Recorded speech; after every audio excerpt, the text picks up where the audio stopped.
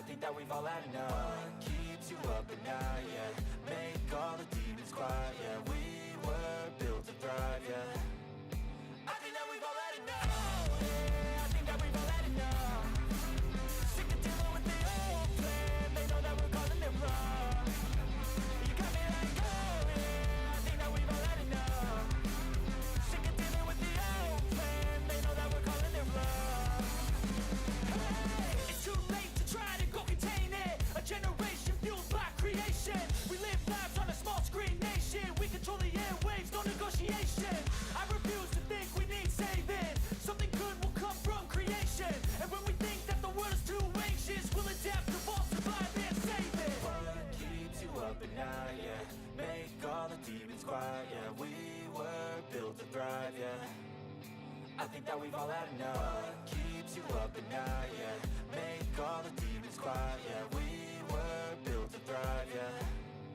I think that we've all had enough. Yeah, I think that we've all had enough. Sick of dealing with the old plan. They know that we're calling it wrong.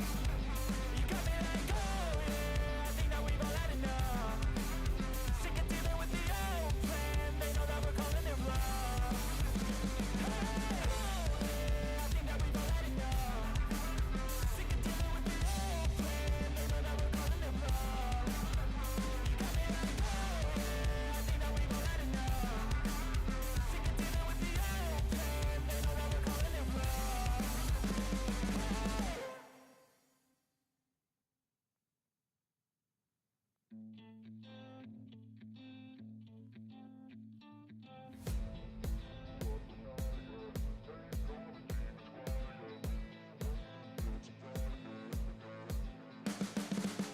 wrong. You can see the writing on the pavement. Young kids, they're growing up in basements. Online, a whole new generation. I'ma make mine, so you better go take it. Always, they need a new replacement. Decentralized, can't contain it. We're changing lives, yeah, upgrading. Call it suicide of the older generation. What keeps you up at night, yeah? Make all the demons quiet, yeah. We were built to thrive, yeah. I think that we've all had enough. What keeps you up at night, yeah? Make all the demons quiet, yeah. We were built to thrive, yeah. I think that we've all had enough. Yeah, I think that we've all had enough. Sick of dealing with the old plan. They know that we're calling it wrong. You got me like, oh yeah, I think that we've all had enough. Sick of dealing with the old plan. They know that we're calling it wrong. Hey, it's too late to try to go contain it. A generation fueled by creation. We live lives on a small screen nation. We control the airwaves, no negotiation.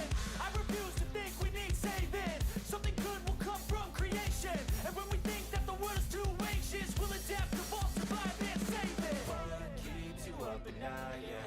Make all the demons quiet, yeah. We were built to thrive, yeah. I think that we've all had enough. What keeps you up at night, yeah? Make all the demons quiet, yeah. We were built to thrive, yeah. I think that we've all had enough. Yeah, I think that we've all had enough. Sick of dealing with the old plan. They know that we're calling it wrong. You got me like, oh yeah, I think that we've all had enough. Sick of dealing with the old plan. They know that we're calling it wrong. Hey, oh yeah, I think that we've all had enough. Sick of dealing with the old plan. They know that we're calling it wrong. You got me like, oh yeah, I think that we've all had enough. Sick of dealing with the old plan. They know that we're calling it wrong. You can see the writing on the pavement. Young kids, they're growing up in basements. Online, a whole new generation. I'ma make mine, so you better go take it. Always, they need a new replacement. Decentralized, can't contain it. We're changing lives, yeah, upgrading. Call it suicide of the older generation. What keeps you up at night, yeah? Make all the demons quiet, yeah. We were built to thrive, yeah. I think that we've all had enough. What keeps you up at night, yeah? Make all the demons quiet, yeah. We were built to thrive.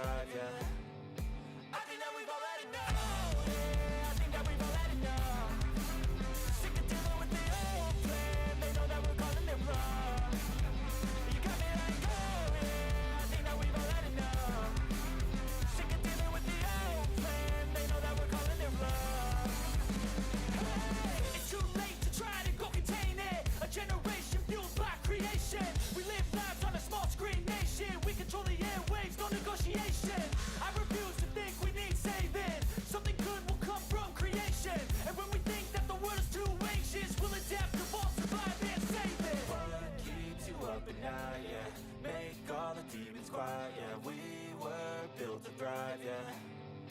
I think that we've all had enough. What keeps you up at night, yeah. Make all the demons quiet, yeah. We were built to thrive, yeah. I think that we've all had enough. Yeah, I think that we've all had enough. Sick of dealing with the old plan. They know that we're calling it wrong. You got me like, oh yeah, I think that we've all had enough. Sick of dealing with the old plan. They know that we're calling it wrong. Hey, oh yeah, I think that we've all had enough.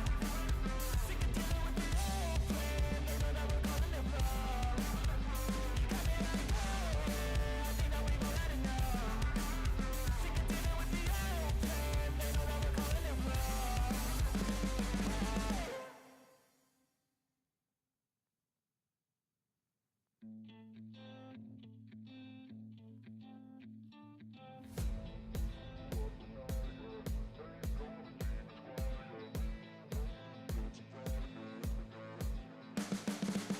You can see the writing on the pavement. Young kids, they're growing up in basements. Online, a whole new generation. I'ma make mine, so you better go take it.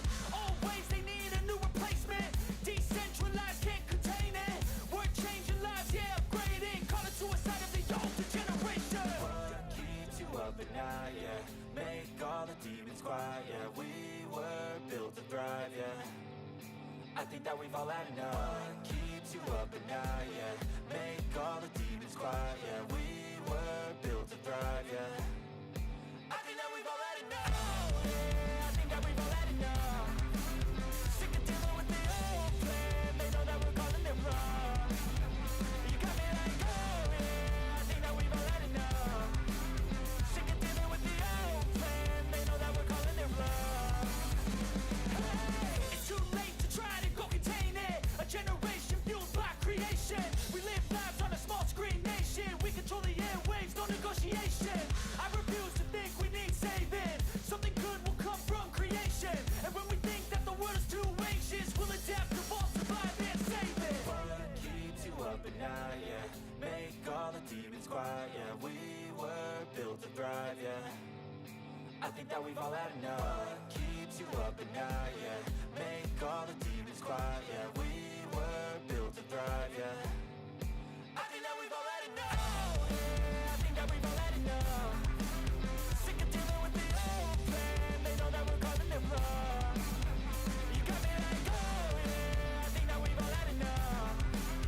Sick of dealing with the old plan. They know that we're calling it wrong. Hey, oh yeah, I think that we've all had enough. Sick of dealing with the old plan. They know that we're calling it wrong. You got me like, oh yeah, I think that we've all had enough. Sick of dealing with the old plan. They know that we're calling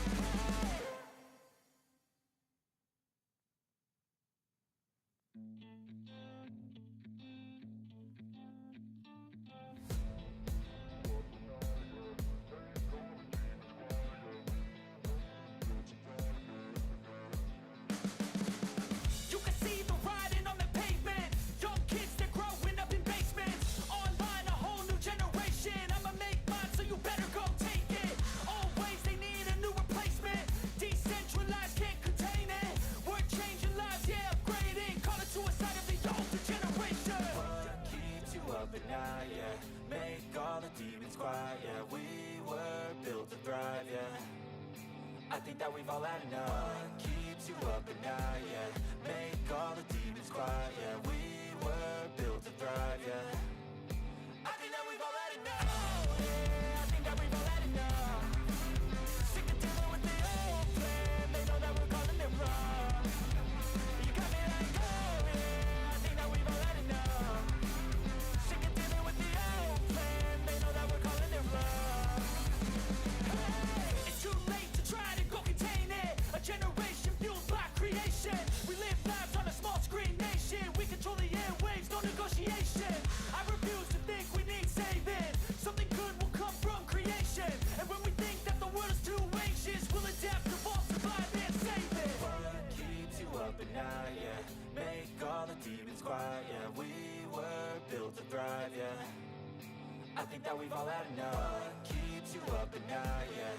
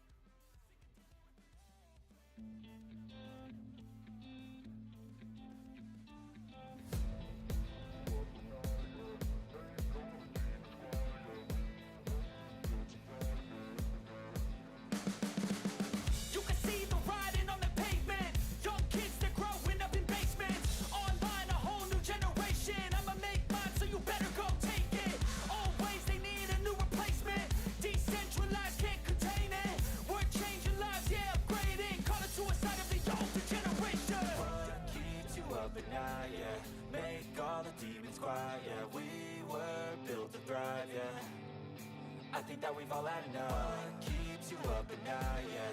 Make all the demons quiet, yeah. We were built to thrive, yeah. I think that we've all had enough. Yeah, I think that we've all had enough. Sick of dealing with the old plan. They know that we're calling it wrong. You got me like, oh yeah, I think that we've all had enough. Sick of dealing with the old plan. They know that we're calling it wrong.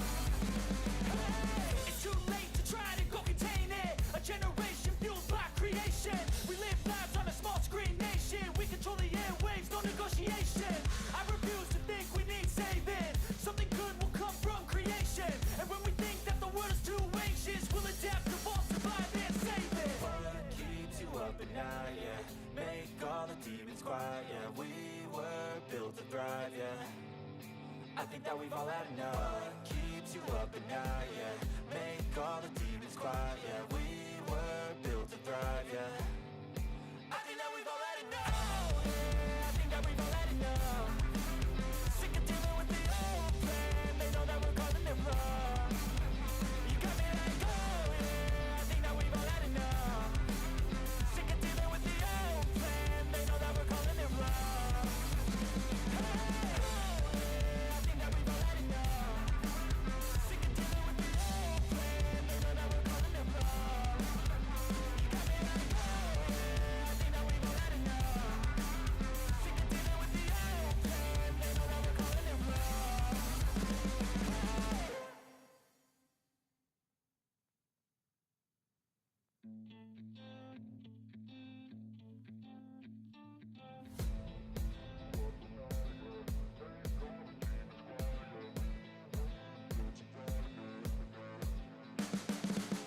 You can see the writing on the pavement. Young kids, they're growing up in basements. Online, a whole new generation. I'ma make mine, so you better go take it.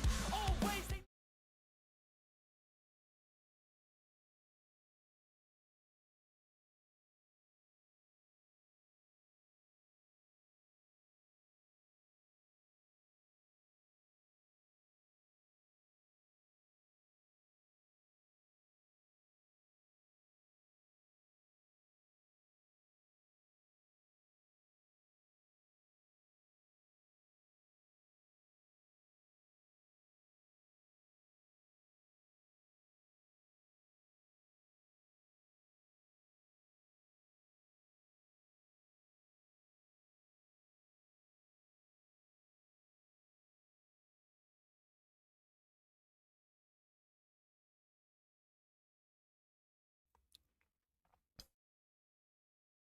Hey, NixOS, OpenSUSE, Gnome, please stop with the identity politics. Like, we're absolutely sick of it, okay?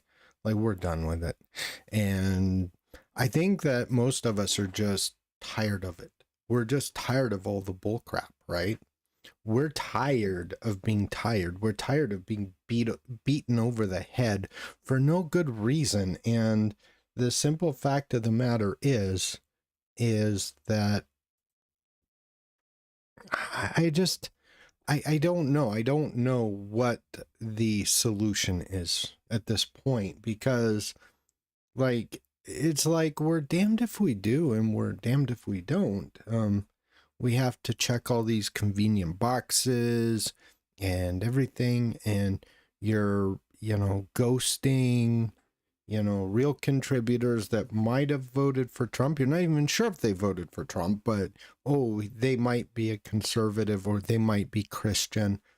Well, I had kind of an interesting interaction yesterday that I really want to talk about, because I think this is going to highlight what I want to talk about, because I really do have something to say. So let's get into it. Just 1 second. All right. Just yesterday, I want to show you this because I think this is very indicative of where most people are at. I think a lot of people don't like being beaten over the head, right? I think so. All right. So let's come up here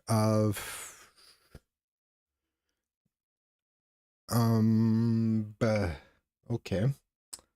and we're going to go over here, right? Hold up. Before I do anything, I want to fix my chat real quick.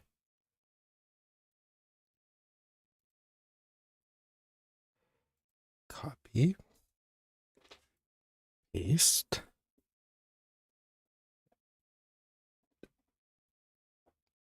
Blockheads.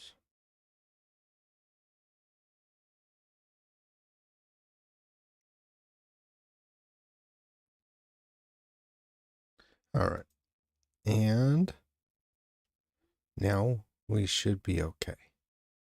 Now if I go here and do that, it should open up my chat. Okay, very good.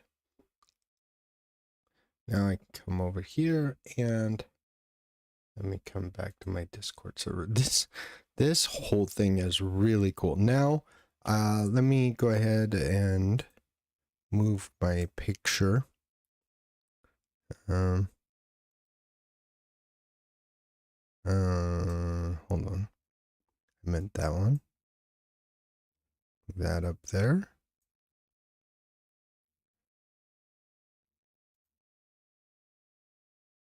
Side there, just like so.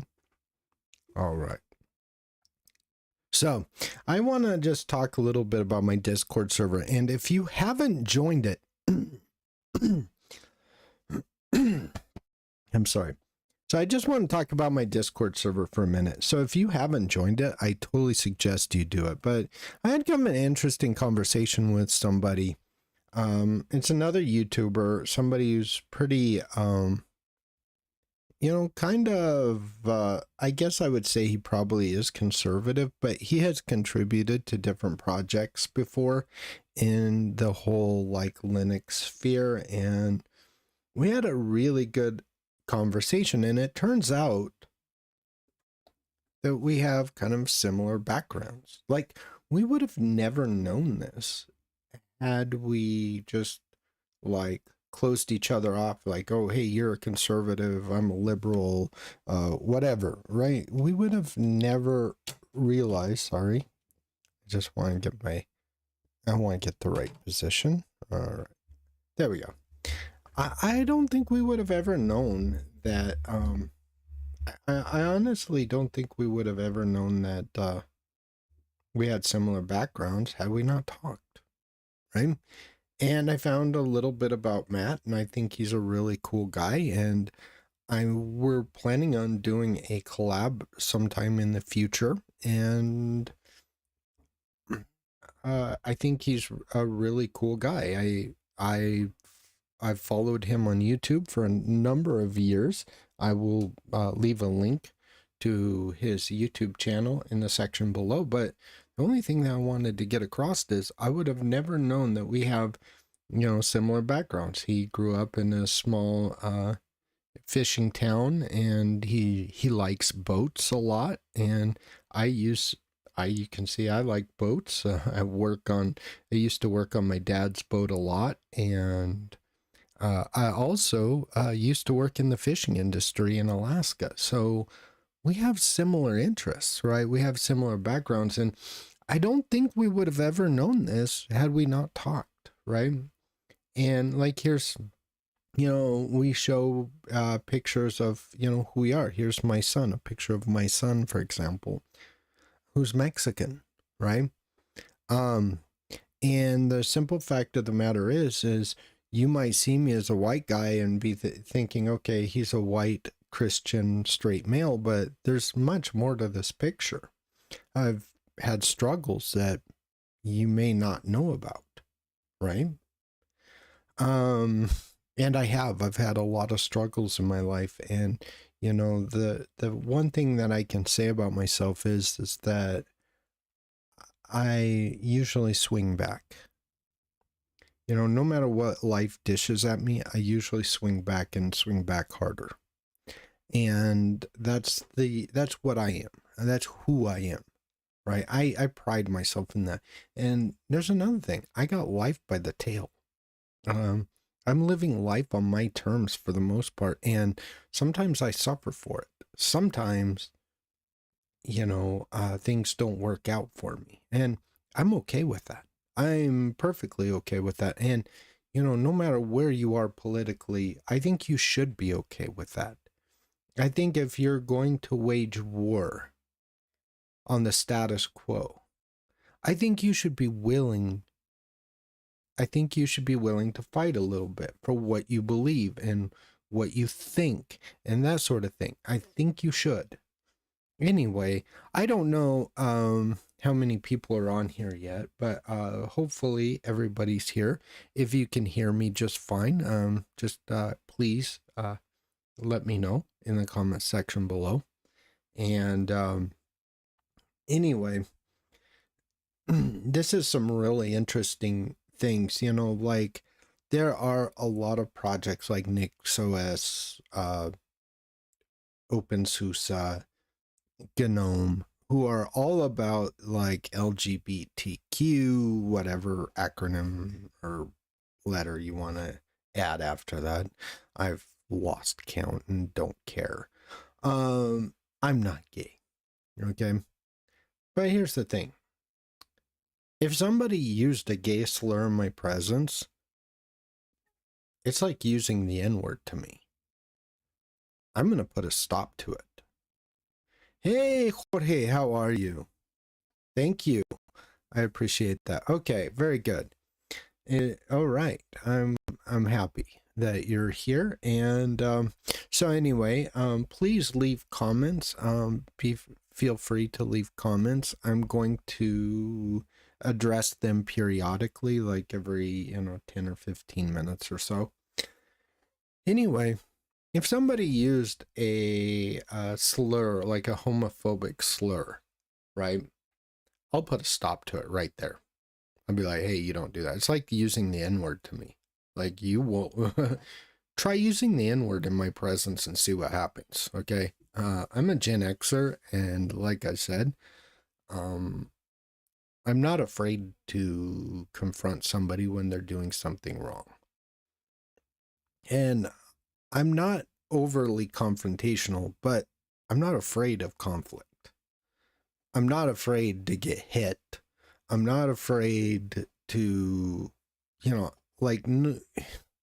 like if somebody's like, just,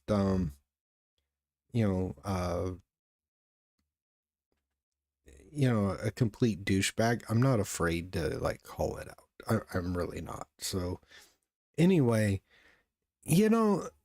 all of these people sit there and go, hey, this person might be a conservative or they won't walk in a gay pride parade. Well, I got news for you. I won't. I won't walk in a gay pride parade. But I'll tell you what. If I had a company and I was hiring, and this is not subjective. This is something I've demonstrated over and over again in my life. If I had a job and I was hiring, and I found out you were gay, I mean, I wouldn't ask that to begin with, so I wouldn't know. But if I found out about it, I'd be like, oh, cool. I would be cool with it. I wouldn't freak out over it. I wouldn't be like, oh my God, there's a homosexual over there. And that's not who I am as a person. But I do check some boxes that you might find problematic. I'm white. Hey, Donald, how are you? So, I'm white. I'm male. I'm Christian. And I may not be the most dedicated Christian out there. I'm most definitely a Christian. And I was thinking about this today. Like, instead of just beating people over the head, why don't we get to know one another? Let's see what makes each other tick, right? Like, I think this is really important in this open source sphere. We need to know what makes people tick. And so, yeah, we need to know what makes people tick. And, yeah. All right, just 1 second. I will be right back. Okay.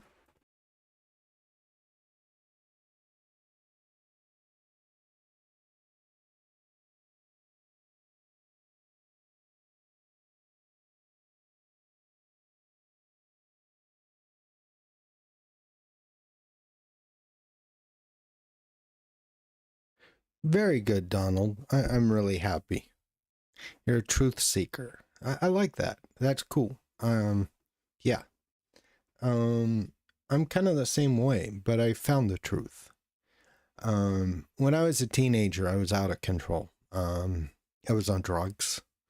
I lied constantly. Like, literally, I would lie when it was easier to tell the truth. I was so lost. And one day my mom said, I'm going to go to church. And I just was like, I'll go with you. I didn't know why I said that. To this day, I have no idea why I wanted to go to church or why I thought. I just was like, I'll go with you. And I was so surprised by it. Like, hear me out here, okay? I walked in there with my leather jacket.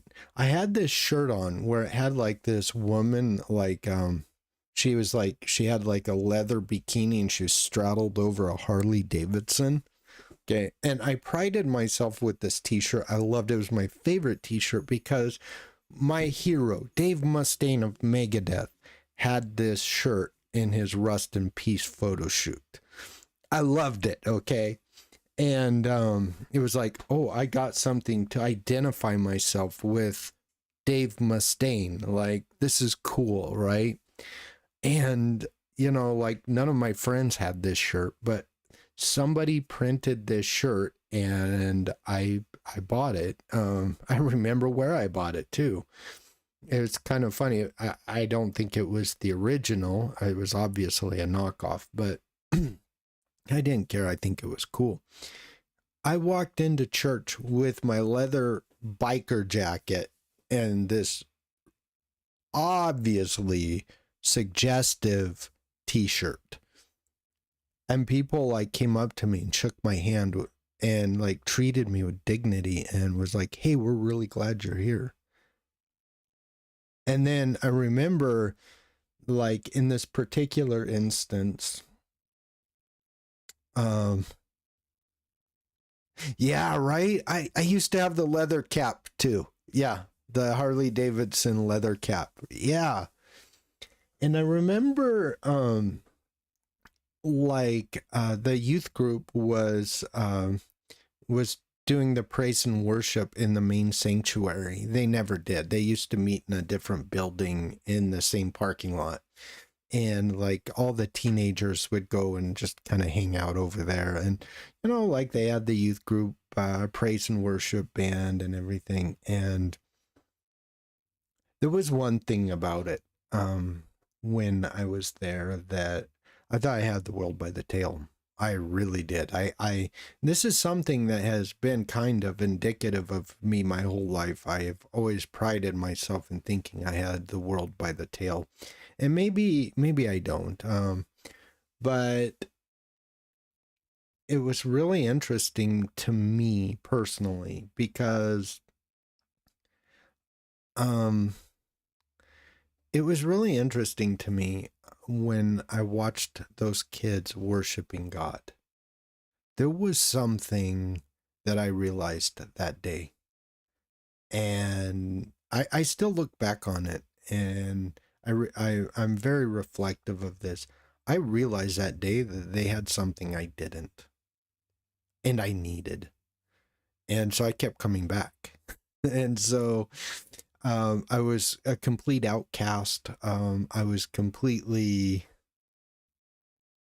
oh yeah, okay, cool. Playing rebel style. Yeah. Anyway, so I was trying though. And some people kind of, they helped me along. I have friendships from back then to this day, and we still talk. We catch up once in a while and see how each other are doing. And over the next couple of years, like I did everything wrong, and you know, like my girlfriend wasn't Christian, so you know where that went. And we had a long-term relationship that lasted almost 4 years. And yeah, it was really interesting back then, those days. Everything was really interesting. Um, it was a point of mass confusion, but later I went to Job Corps. I was, kind of bouncing in and out of work all the time. I couldn't keep a job. And so I went to Job Corps and I learned to adapt, if nothing else. I don't think I really got anything from Job Corps per se, but the one thing that I'm really grateful for was my best friend. He just passed away this last year. I just found out about it a few days ago, 2 months before his 50th birthday. He was an ex-gang leader who became a Christian. And he took me to the Spanish-speaking church. Hey, Isaac. And so, and that was kind of how I wound up in Mexico. Is I started learning Spanish in church. I started learning at the Spanish church, like when they sang the worship songs, on the overhead projector, I'm outing my age here, but like nobody has overhead projectors anymore. Like they get TVs or something. But back then we had overhead projectors, and so on the overhead projector, like the song would be in Spanish, and I could just kind of read along. And I learned to read Spanish in about 3 weeks. I didn't know what any of it meant, but I could I could read it out loud. And so like they were really getting into like Marcos Wheat. Like Marcos Wheat was a thing. Like this is right when he started, like cuán bello es el Señor, cuán hermoso es el Señor, kind of thing, like that's what, like when those songs came out, like all this was so new to me. I was like basically white trash from rural Alaska, and I have my best friend who's a gang leader, and the thing that we shared was Jesus.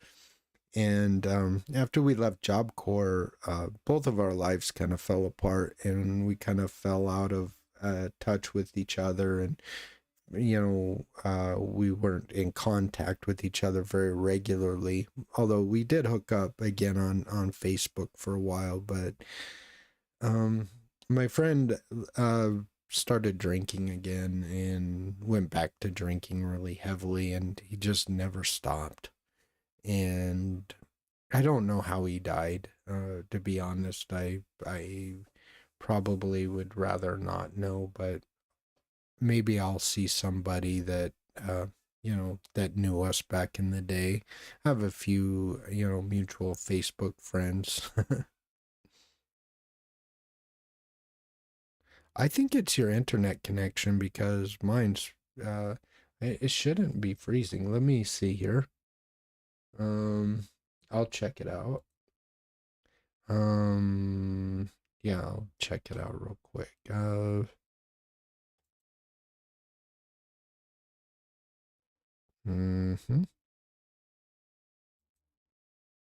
me see. Somebody with their music. Okay.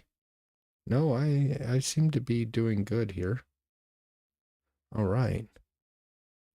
Yeah, I seem to be, it shouldn't be freezing. Anyway, that's kind of my story. I know everybody's story is different. And I expect just as much. So, yeah, very, very much so. And so I went through life. I moved to Mexico, got married. Yeah, it might be. It might be Isaac. Anyway, I went through life, and I struggled a bit. And so then I moved to Mexico. I met my wife, and God usually knows. I think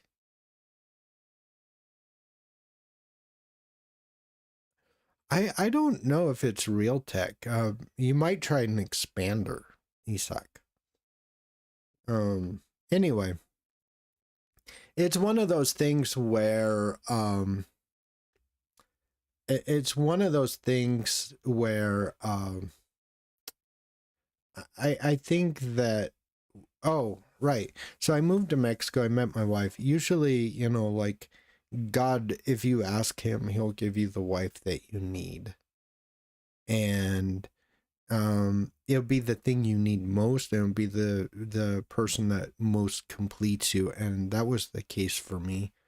I was just all over the place still. I couldn't like settle down. I couldn't, you know, there was just, and it wasn't like I was sowing wild oats and that I had to do this or that. And like, none of that was, what was, going on. And then in my 20s, I worked hard. I spent like half of the year in Alaska and half of the year in Mexico. And then when was it? Like in my 30s, I worked in Louisiana. So I was able to travel to Louisiana, Mississippi, Texas, you know, a lot of different places. So I worked over there as a roofer.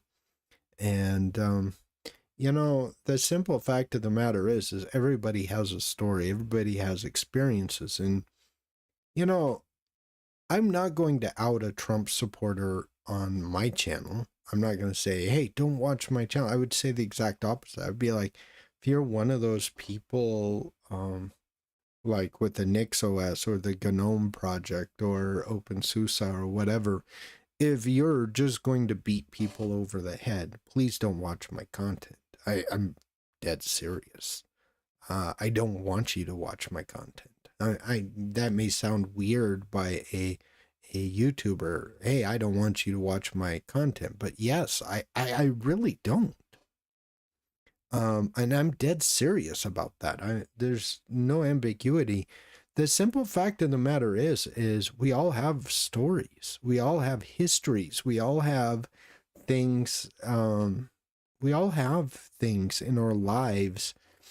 And, you know, it's kind of like, I would never, you know, let's take a really juicy conflict right now. What about Israel and Gaza?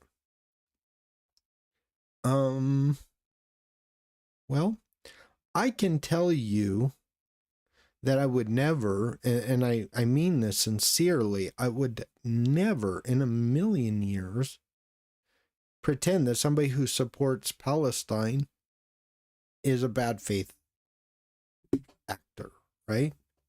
Yeah, nobody needs drama, Donald. You said it right. Exactly. No one needs drama. You know, like someone who supports Palestine, I get it. You know, like I watched a video of a lady who lost her whole family. She was saved. She was spared.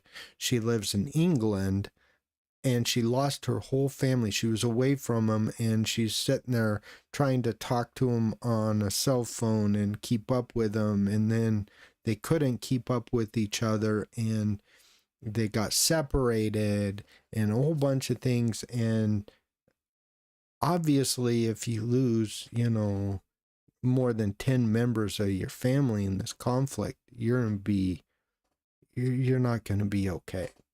It's kind of like if there was a war and then my sisters were murdered, and then, you know, my mom and my dad and everyone else, they were murdered. I'm never going to say that those people are acting in bad faith or somehow they are bad people or something like this. I'm never going to do that. Why? Well, for starters, I just think that I think it's distasteful, right? But some people are like, oh yeah, all these people, you know, I feel sorry for them, but I'm not going to lift a finger to help them. I'll tell you what, I donate money to kids in Palestine. But I can flip it on the other side and I can see it from the vantage point of an Israeli. Dude, I know people whose family members have been killed by those vests, those full of explosives. Like somebody would come in a public place and just detonate themselves, and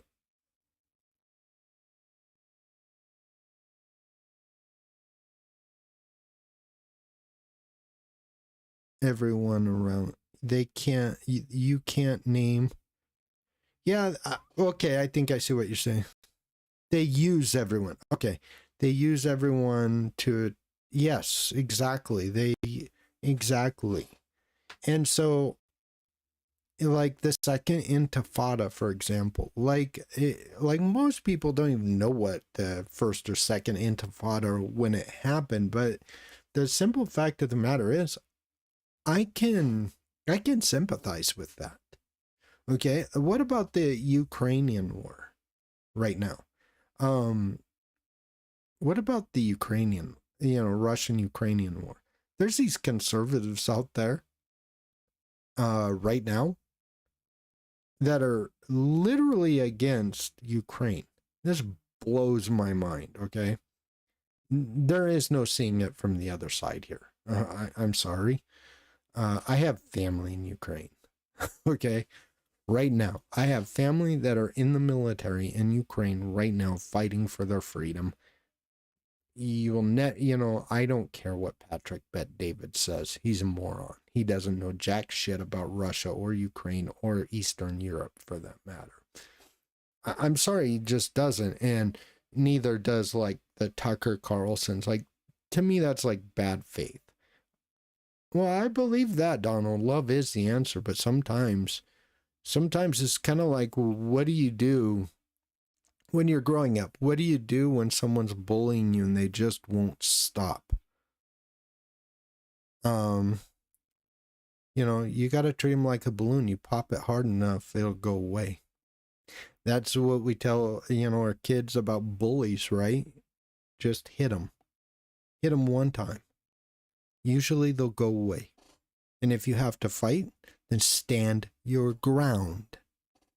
And I do think love is the answer. And I do think, there are some bad faith actors, trying to make Ukraine NATO. That was kind of an excuse, I think, but I don't think that that's a justification for any of this. Oh man, there's people who are so generous with their music in my neighborhood. They're not generous with anything else, but they want you to hear their crappy music. I don't know if you can hear it, but anyway. So anyway, I just thought that I would stream a little bit today. Get to know one another, see what makes people tick. There's much more than the outer shell. Like, for example, the fact that I'm a Christian, I didn't want to be a Christian. In fact, for the longest time, I resisted, and I resisted with all my might. I really did. If people knew, like, my story, knew how I resisted, like, they would be like in the Jesus camp, man. I literally pushed God out of my life. I used to belittle people who believed in God. It was like, yeah, you need a crutch. Like, people don't know. Like, I didn't want to be a Christian. I really didn't. But I am. And I'm not even a good Christian. Like, I wouldn't consider myself a good Christian. I would definitely not say, hey, emulate me over here. I definitely wouldn't say that. Right? But the fact of the matter is, I'm in a much better place than I was. I have things. I've done everything wrong, right? Man in the Sky. I'll have to check that out. That sounds interesting. Yeah. But anyway, it's really interesting to me. It's really interesting. This whole thing, this whole Jesus thing is really interesting. It's fascinating to me, right? And I know some people are like, oh, hey, don't talk about Jesus on your channel. Don't, don't out yourself. I'm not ashamed of where I come from, and I'm not ashamed of my Christian faith at all. But here's the thing. So I'm going to just sum it up here.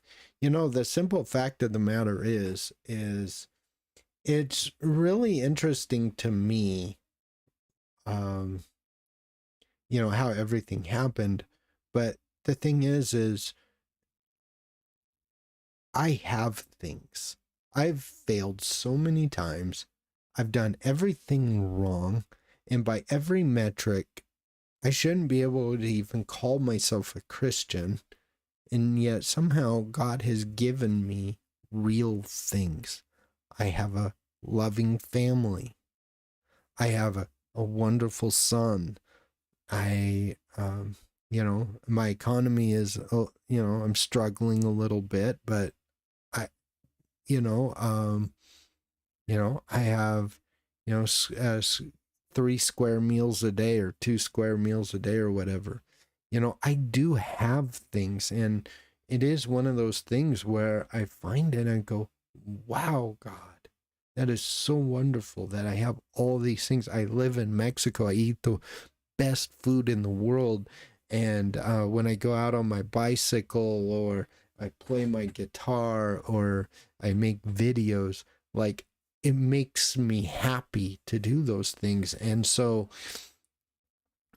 I'm really enjoying my life, and it's not that I'm enjoying my life. It's more like I have things that are tangible that I can touch and go, this is because God was in my life.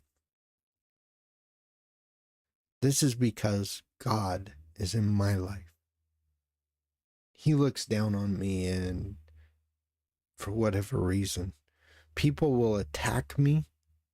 And I've seen it over and over again. People would attack me, and it's like the most horrendous thing that they could do, because all of a sudden calamity strikes. And I don't know, and I don't even gloat in this. I'm not gloating. Please don't think I am. But I'm like, wow, okay. Like, when people do me wrong, it's like, yeah, that sucks, but you know, sooner or later it's going to catch up to them, and it usually it does. Like, it's weird. And there's things have caught up to me too. Like, if I was doing something wrong or doing something that I shouldn't be doing, it caught up with me, and it's like, oh, I got to deal with this now. And so there's a lot of things, though, a lot of mistakes that I've made, and they not even, I would say that not all of them were honest mistakes. Some of them were, I just didn't care. I no longer cared whether something was right or wrong. I just was like, I'm going to do whatever I'm going to do, and that's that. And I don't think that is the right attitude. I'll be honest. I don't think that's the right attitude at all. Anyway, my whole point is, there is, 35 years almost, like 32 years of lived life from the time I became a Christian till now. And so many things have happened and reinforced my beliefs and all of these things. And so when people are like, oh, you must be a bigot, or you must be this, or you must be that, why must I be anything other than a human being? Please don't cast aspersions on what I'm thinking or feeling or doing. Please don't. And so I guess the whole idea behind the stream today was just kind of explain that, people at NixOS, for example, there are people who are different than you. You don't like being marginalized, so why are you marginalizing other people? Right? You don't like being made fun of. Why are you making fun of other people? You don't like to be excluded, so why are you excluding? Like, I'm flipping the tables here, man.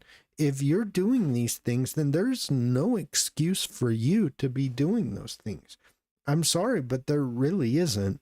And I just have to say, you know, like, I get that the world is a complicated place to navigate, but I want to just show you one thing. And this is something that Matthew said. I'll see if I can find it. We started talking a little bit about politics, but we had like a really substantive conversation. I'll see if I can find.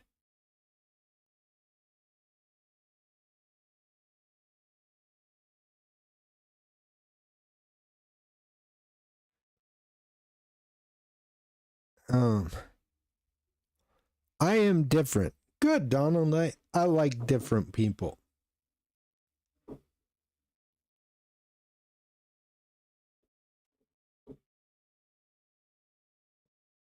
Okay, so here's he said something kind of interesting that I want to share, right? He said, let me get rid of my head here. Oh. Okay.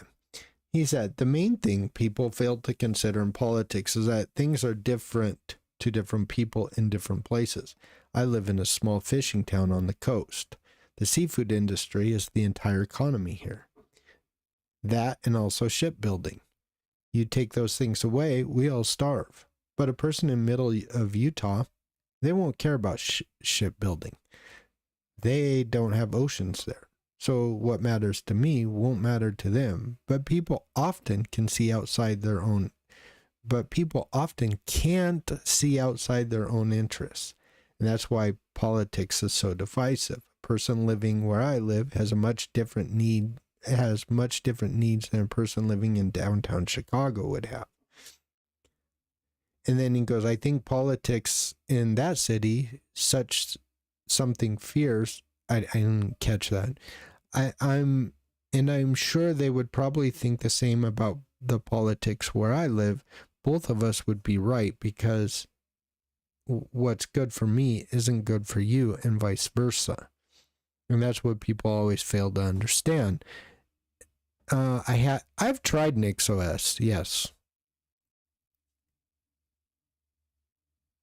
You're much older than me? I'm almost 50. Okay, very good. Yeah. So anyway, I thought this was kind of interesting. Like, people come from like their own little bubble and their little vantage point, and everything around them, that's their identity, right?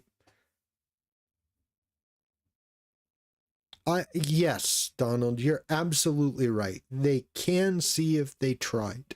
If they would try just a little bit, I think they could see like someone else's plight. And that's what I try to do, right? Like, honestly, if you ever get invited to my house for dinner, I'm going to tell you straight up, I don't care if you're, 1961. So yeah, you're a few years older than me. Yeah. About 15. All right. So you're nearing retirement age, right? All right. So anyway, yeah, this is really interesting to me. Yeah, you know, the simple fact of the matter is that I just think that you just have to try, right? You know, and Donald, like, you and I are roughly the same. I guess you're a baby boomer, but you know, and I'm a Gen Xer, but in our generation, we were able to say, hey, if I like you, I like you. And if I don't, like, screw off. And it was on an individual basis, right? And, oh, that too, agree to disagree and live and let live. Yes, I, for the most part, agree with that. However, I think that sometimes that can be a cop out, but most of the time, 90%, 95, probably 98% of the time, I would say that's true. There are non-negotiables with me. Like, if somebody was, like, if I had a friend and they know what I think about racism and they kept being racist around me, I'm not going to have that person around me for very long. Like, I might, like, let it slide, you know, like a time or two. And the simple fact is I just try to befriend people because, you know, that's what my Christian faith teaches me, right? To befriend people, even if I don't necessarily agree with their lifestyles. I don't care if they're, you know, if they're racist, if they're, you know, this or that. I don't care. You know, I have friends who drink too much. Okay. I have friends who do. And that's kind of the thing, you know, like if you ever came to my house and you happen to be gay, I would treat you the same as I would treat anyone else. That's what you have to ask for. You can't ask for anything more. If you ask for, hey, you have to validate my lifestyle. No, I don't. My Bible says that homosexuality is a sin. I'm not going to deviate from my personal beliefs. But I'm not going to beat you over the head with it, much less like I would beat anyone else over the head with it. I'm not. I don't think that it's very constructive, for one. Hey, let me just beat you over the head with the Bible and just push you away and scare you away. Why don't I just treat you like a person, and then, you know, maybe, you know, sometime down the road when you trust me, maybe we can talk about it and have a real substantive conversation about it, and we both go away with a better understanding of where each other might be coming from. And I'll tell you this is I'll never beat a homosexual over the head, dude. Seriously, I won't, because I've known a few gay people. I've never been gay, but I've known a few, and they have a cross to bear. There's no question about it. And you know, the simple fact of the matter is there's a pastor that I know that was gay. And I would even say he still is. He's just not a practicing homosexual. But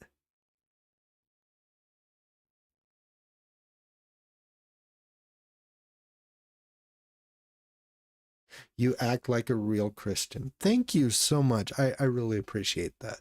Yes, yes. Yeah. I want people to come in. I want people to experience what I experienced. It was the best thing in my life. I'm almost 50 years old, and I can't tell you how kind God has been to me. And that's pretty much the bottom line. I want people, I want to expand the kingdom of God, not just push people away. And, you know, I do believe there is a problem about, you know, with, you know, people have a problem with sin. People want, they don't want to be confronted with their sin. I get that part, but there's another part. There's a part like where you're just so off-putting that it wouldn't matter if the next person down the road was like a real Christian who tried to treat people with dignity. It's just like now there's this big wall. And so now we gotta like we gotta get through that wall. But hey, Art, I really appreciate that. I do. I appreciate that comment. Yeah. And Array, yes, I agree. I don't need that kind of negativity. Yeah. Donald, you're not kidding. The Bible says, blessed is the man who finds a wife.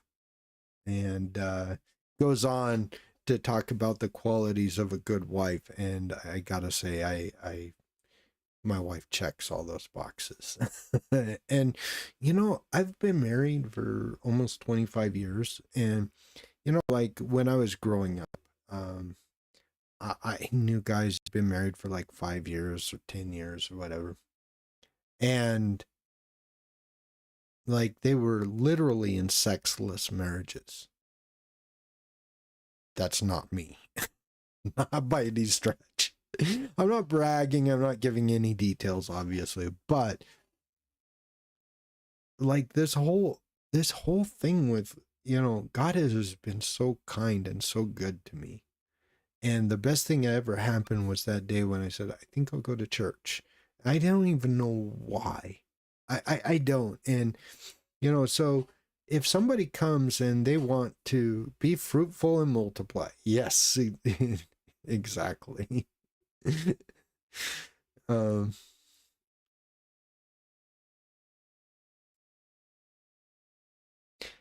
yeah, Art, I think that's true.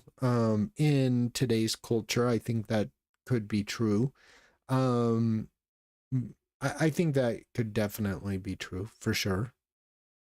Um,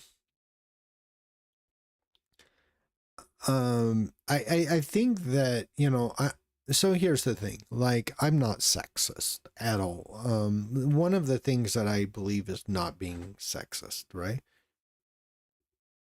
Well, no one's a good person. Um, I do and don't agree with that.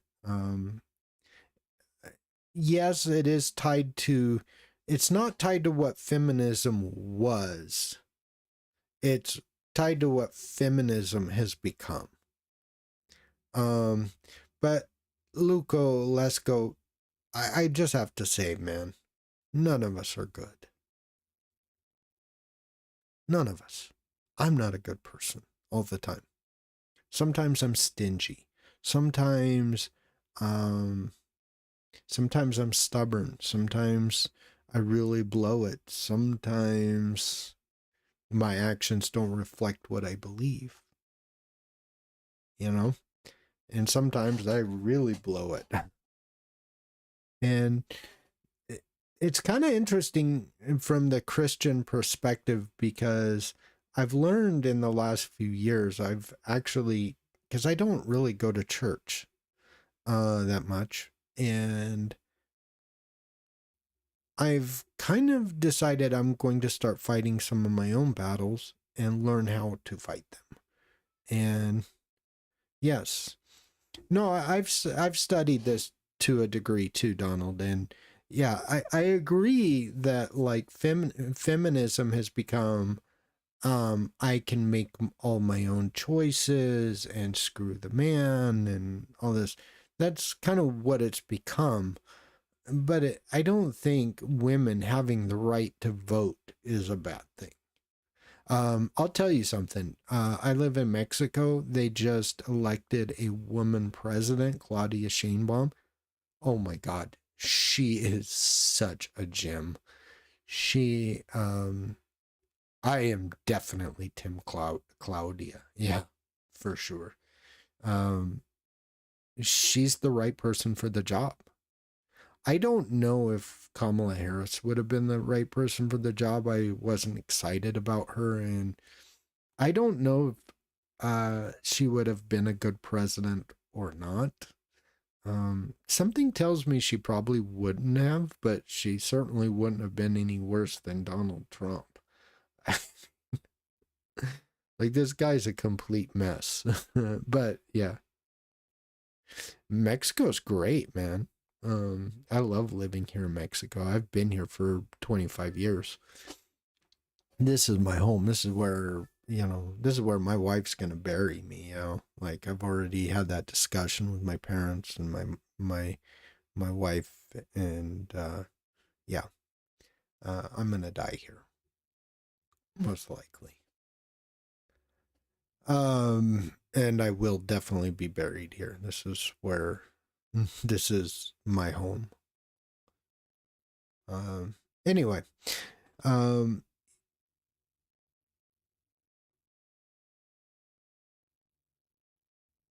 she wouldn't have, I'm not sure. I don't.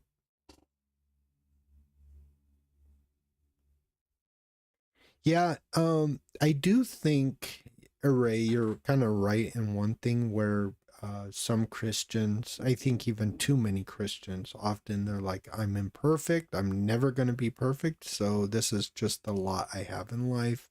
This is just the way it is. And so, like, they stop trying to be a good person.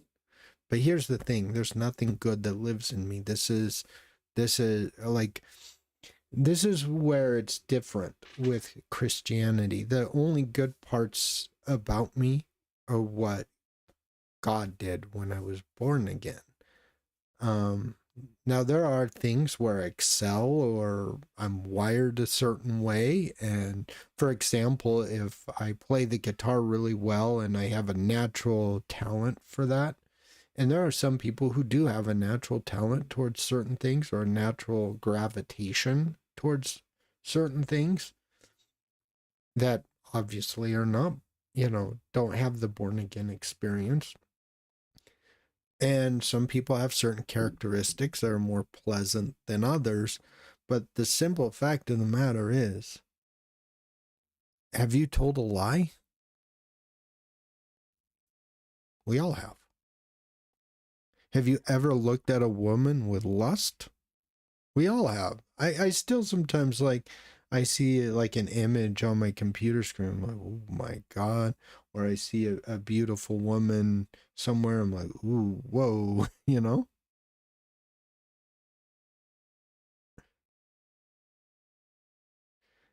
Very kind words. Sometimes you have to search your home, even if it's far on a place you hadn't considered.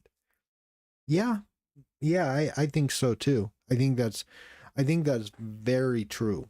Um, and the simple fact of the matter is, the only reason why I'm making this video today and doing this live stream is I'm tired of being beaten over the head because I'm not the typical right winger. I might be white and Christian. I have some things where I'm a conservative and I have other things where I'm a Democrat. Like for instance, if you asked me, about undocumented immigrants, I think it's on a case by case basis. Like if you're committing crimes, you shouldn't be able to stay in the country. But I've broken bread with hundreds of undocumented immigrants. They're not bad people. They're just trying to provide for their families. I'm sorry, you'll never get me to think anything else, actually. So some people, they just they need the right incentives. And in Mexico, people don't make money here. Like only the rich people make money. Like like it has a dwindling middle class, just like what Donald Trump is trying to do in America. And in fact, the policies Donald Trump is trying to enact, or that Ted Cruz would try to enact, right? It would make America more like Mexico. And it'd be the things that I hate about Mexico, not the things that I love. There are a lot of things I love about Mexico, but the one thing that I hate is the fact that no one makes a livable wage here. Everybody's struggling to make it. So, anyway, back to, I kind of went off the rails there, but, I think that when you sit there and go, okay, so, you're automatically a conservative because you don't check these little convenient woke boxes. I don't. I'm a Christian. I don't check those boxes. I will never check those boxes. Not in a million years will I check those boxes. Yes, Art, I think that's true. Yes, absolutely. God is there to help us. And see, here's the thing that people don't get. If you read the Bible's filled with stories where people weren't perfect, right? But the one thing is when we fail, we don't fail backwards, we fail forwards. It's kind of like, if you ever learn to code, like you'll fail and you'll fail, and then all of a sudden, like, big huge light bulb goes off and you're like, oh, this is how you solve this problem, right? It's kind of the same thing with Christianity and God, right? Where like you fail and you fail, it's like, oh God, man, why was I jerking off to pornography? Because you're male. And different things. Okay, now God gives you a wife. Okay, so like put those things away. But like there's all of these things where like you're supposed to fail forward. And I think the bottom line is, if I do say so myself, I really do think that the Bible is filled with a lot of wisdom on how to get there, but they don't tell it to you right up front. They don't say, hey, if you want to get victory, or if you want to get I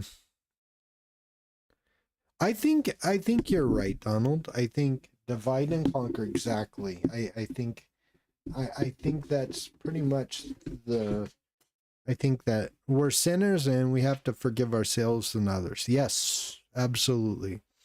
Man, this has like become a really cool stream. I'm gonna cherish this stream. I have to say. I wasn't sure how people were gonna take it. Like I didn't want to like be really preachy because that's not who I am. At least not on my channel, because I think that I might turn some people off. But the simple fact of the matter is I just want people to kind of consider that we're different. Okay. Just because I have certain views about certain, certain,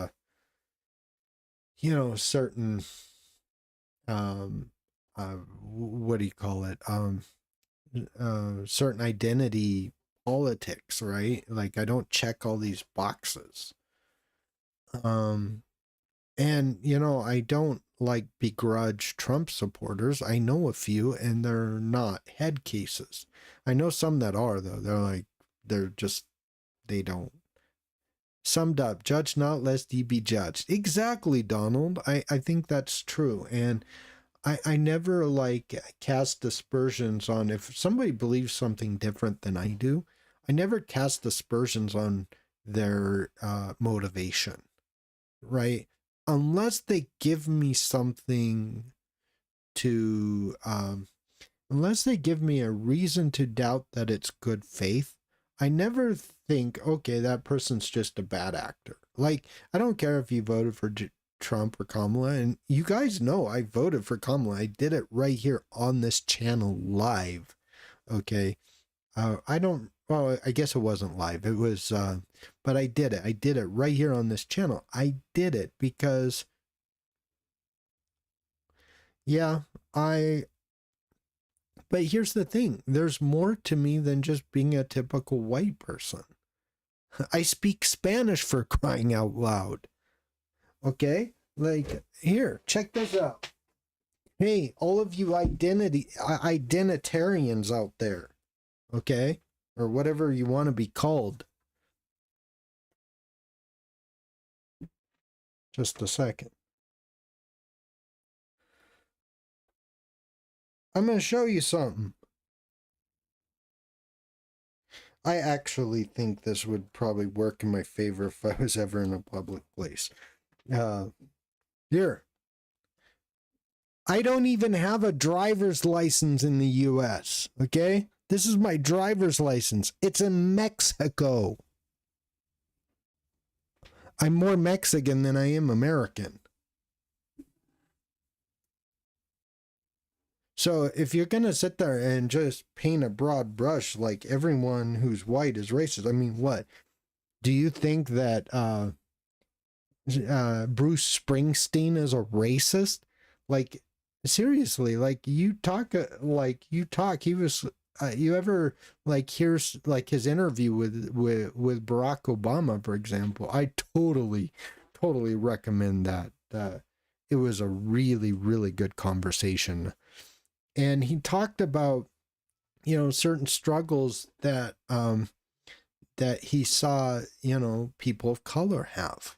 Cool. Like, and then he like hired his saxophone player because he was the best saxophone player he'd ever seen. He happened to be black. And then like when it came time for him to play in front of an all black crowd before the guy passed away, Bruce Springsteen was like up for it. Why? Because he's a cool white dude, right? Some of us are kind of cool. Some of us are different. And, when it comes to being Christian, some of us are a little different,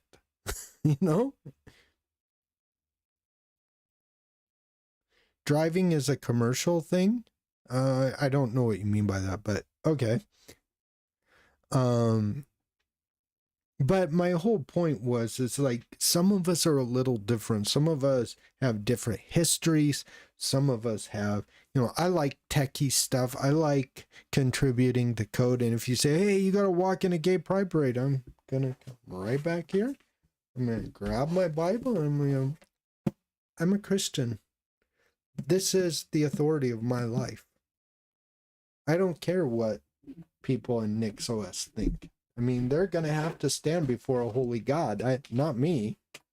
I'll never have to stand before a holy God in Judgment Day. I don't care what you think. I literally don't. I don't think that I'm coming off pious. I'm not. I just know where I stand. And so if they were like, yeah, you got to walk and do this gay pride parade, I'm like, no, I'm a Christian. I'm sorry, I can't do that. Yeah, we should need no license to travel. Well, so Donald, yeah, it's kind of interesting. I know the whole like, what is it like sovereign citizen stuff. Some of it's true, some of it isn't. Like like you can't commit a crime and then go, hey, I'm a sovereign citizen. Like that doesn't work, right? And I don't know what I feel about this. I've read about it and I've had friends who are sovereign citizens.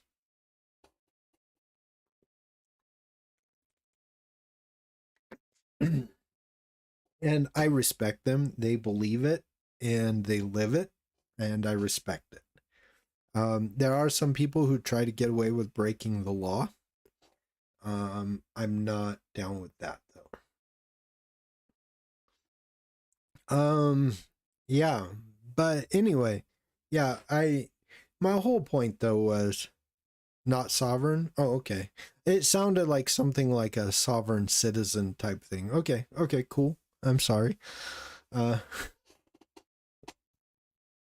right. Sorry. It just sounded something like a sovereign citizen, and I'm not. I do have some like libertarian leanings, but I don't mind people having to get a driver's license. But you want to know what my driving test consisted of in Mexico? I drove around like this circle that they had lined out, and then at like 4 different places I had to stop for like 5 seconds, like represent like a railroad crossing, a street light, so on and so forth. And then I just had to parallel park. There was no police officer in there. They just kind of looked, and the main thing they wanted was to know that I could parallel park. That was it. That was my driving test. I used one of their cars. Oh, and there was a written test to basically say that I knew the rules on the road, which I could take in English or Spanish. I took it in Spanish. And yeah, and that's kind of the way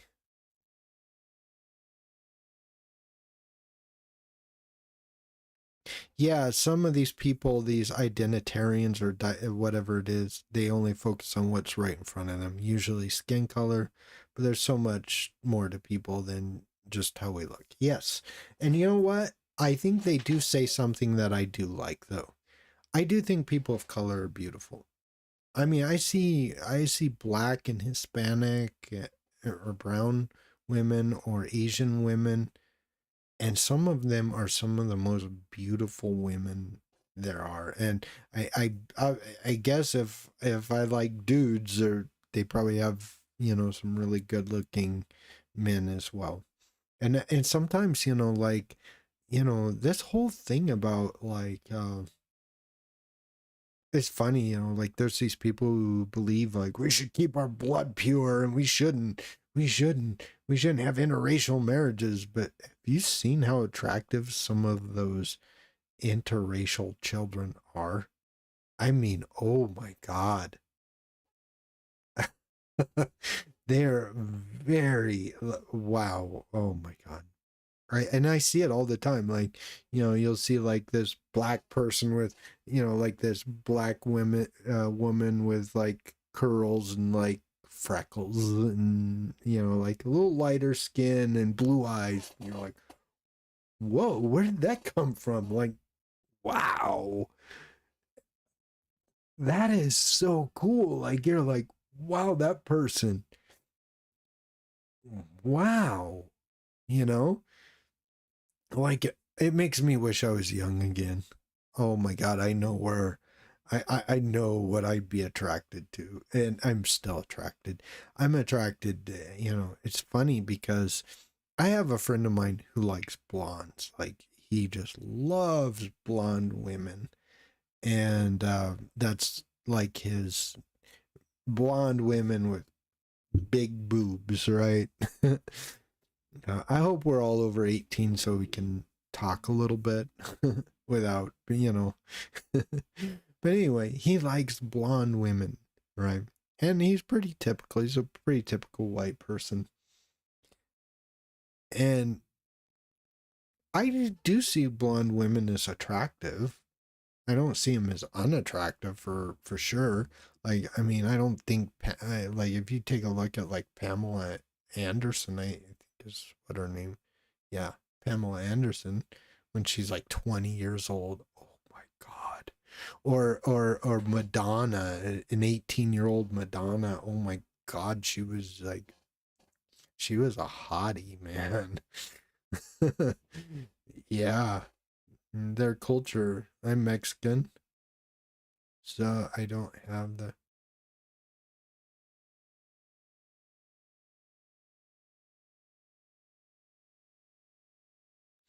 Yeah, exactly, Art. Yeah, and it's kind of funny, yeah, yeah, but I find I just find that people are just beautiful. But the fact of the matter is, I remember I think it was at a March for Jesus event here in where I live here in Jalisco. And I was at this March for Jesus event, and I was looking around and I saw a couple of women, and I wasn't like checking them out. Please don't misunderstand or misconstrued, but I had this thought. And my thought was, you know, if I was single today, I would still marry a woman from right where I live. I think they are the coolest women ever. I do. I really do.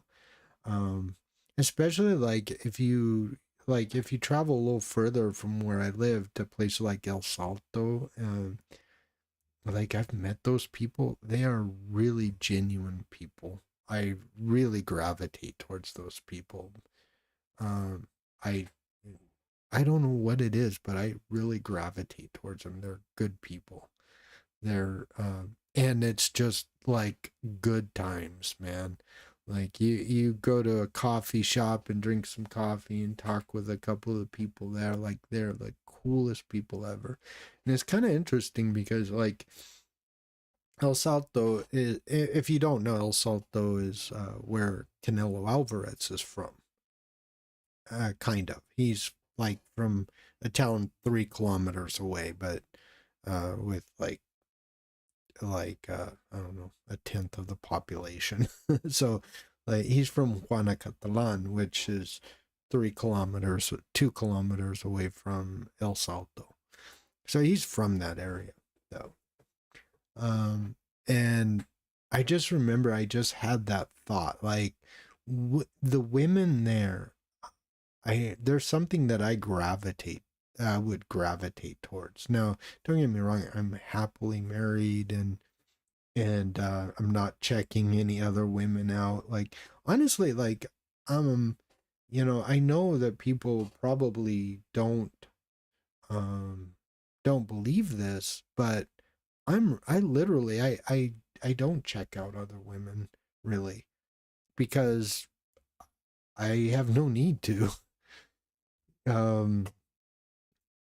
Yeah, no need to whatsoever. And so anyway, I just find this whole thing kind of amazing, and I just wanted to kind of like touch base, talk with people, show people that we're all different. We're all like, just because someone's white doesn't mean like they're a douchebag. There are plenty of white people who are douchebags. I can tell you, I live in Mexico. There's plenty of Mexican people who are douchebags. I mean, I'm a Gen Xer. I'm just going to shoot straight from the hip. There are people that I do not like. I know people in my neighborhood, man, like there's sometimes it's everything. It takes a lot out of me just to contain myself because I'd like to open like just basically like open a can of like Canelo Alvarez on one of these guys and just beat the crap out of them because they're just, they sometimes they're just so foul, and it's like, and so inconsiderate, and you just want to just smack them, like, stop it. I get it, and there's plenty of black people who are douchebags, but there are plenty of black people who are cool.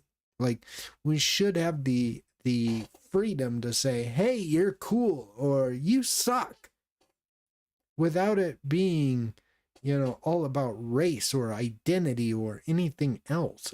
I mean, the simple fact of the matter is people are people. It doesn't matter where you come from. You can come from Europe, Africa, Middle East, wherever. And like, you will be good or bad just based on your merit, like on your own value, not because of your skin color, not because of your religion, not because, like, I have friends in the US who are Muslim, and you know what? I would open my door to them. I would invite them in to eat. They have some different beliefs than I do, but I like them as people. I think they're good faith. I think they do things because they believe it. And I respect anybody who does anything because they believe it. I'm a Christian because I believe the gospel message, right? I believe Jesus died and rose again. All the evidence points to the fact that Jesus died and rose again. I believe that, but if somebody comes up to a different conclusion, I'm never going to beat them over the head and say, oh yeah, you're a bad person. Yes, Art, yes. We have to be compassionate. At the end of the day, everyone does things to be happy, even regarding the prejudice of others. We have to forgive. Yes. When people are prejudiced against me. People do racist things against me. I remember I was talking to a police officer. I got pulled over and he was trying to do something that he wasn't allowed to do. And I knew he wasn't allowed to do it. And I basically said, hey, you can't do that. And he was like, well, I'll let you know what I can do. I'm like, no, you're not allowed to do this. And no, you're not going to do it. And we got in a little bit of a fight, right? But he didn't expect me to know how to defend myself. And when I did defend myself, then he backed off a little bit. He was like, oh, but it was a stereotype. Okay, here's this pinche gringo that doesn't know anything. Okay. It happens. You know what? I didn't hold it against him. People call me names and go, yeah, I thought you were this, uber piece of shit that I see, regarding other Americans, but you're actually pretty cool. I'm really sorry. I let it go. I just let it go. Life is so good. Life is so short. Life is a gift from God. I want people to know that. More than anything, right? And so anyway, yeah. Yes, you're right about that, Art. They hate it. And they hate it just as much here in Mexico as in the US. And I usually let a lot of things go because I don't have the time or the energy. I mean, seriously, if I get into a big fight, I actually run the risk of having another heart attack. Okay.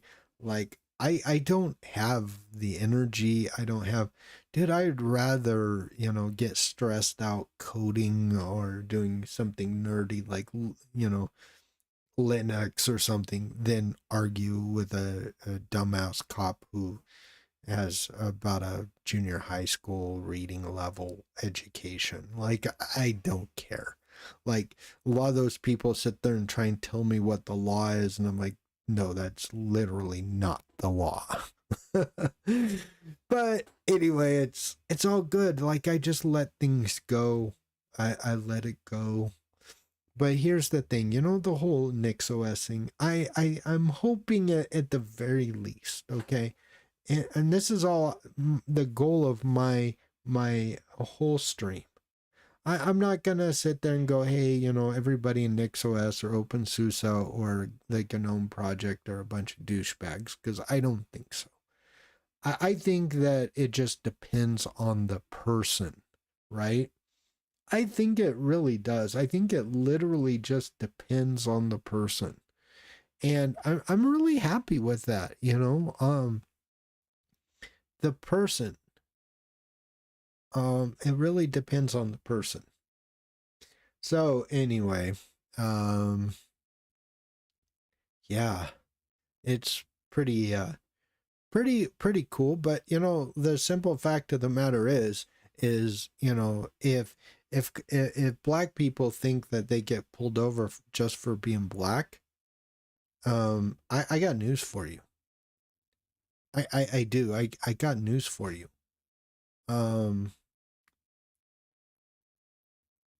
It's really interesting, but cops pull me over here in Mexico just for being white. Not very often, but it's happened. So, it happens everywhere. People have prejudices. People have this or that.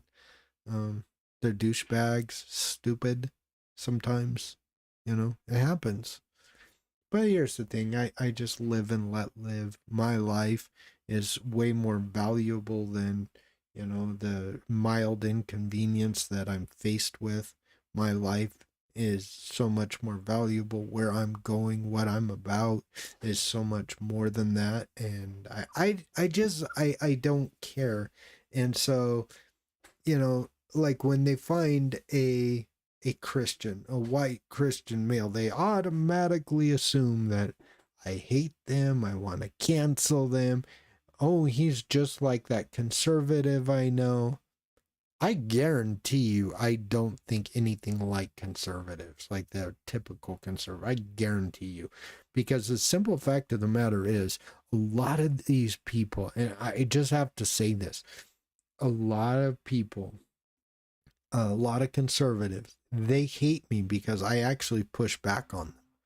But I push back in a way that they can actually, if I basically lead them breadcrumbs to find out where I'm at, right? Instead of just, hey, you're a bad person, you're this, you're that.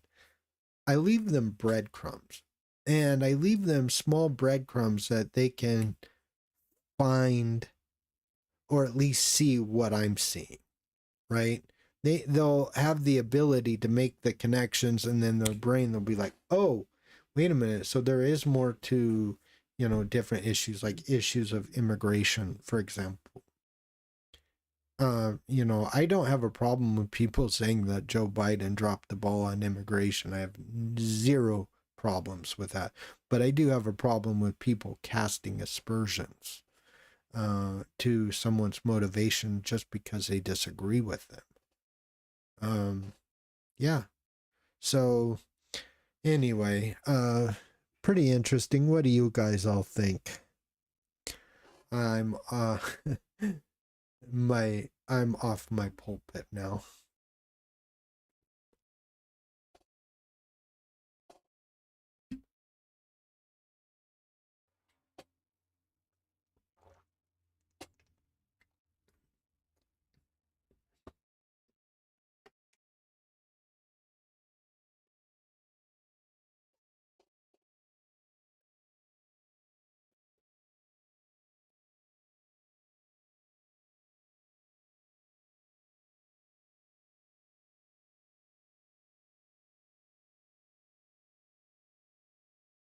Wow, we got quite the crowd here. I'm really happy that we have quite the crowd.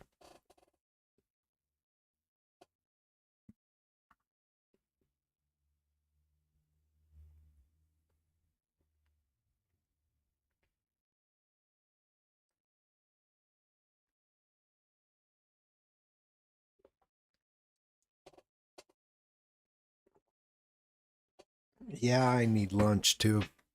I actually haven't eaten breakfast yet. I woke up and I said, I'm going to stream this. And so I did. Anyway.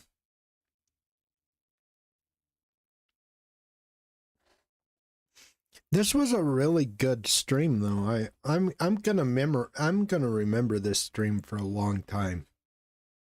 This is one of the more fun streams I've had. All right, so let's see here. What else is on the docket today? What can we talk about?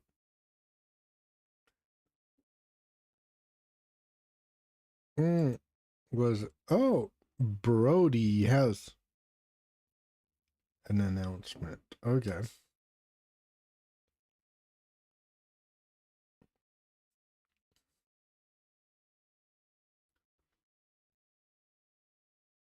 That's interesting. Windows 10. I actually think the end of life of Windows 10 might actually start to make Linux even more popular again. Yeah, maybe. Um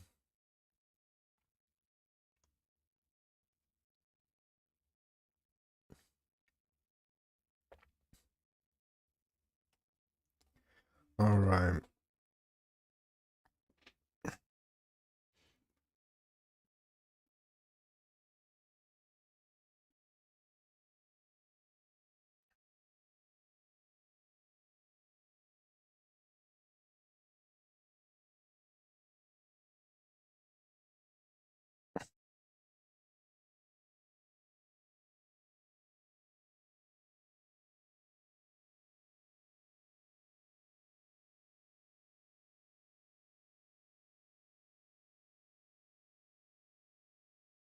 Let's take a look at this open ladder. I just let's take a look at this open ladder. Okay. All right, so this was about a year ago, so it's nothing new. This is a response to something recent. Seems you really dance around exactly what that is. Does anyone?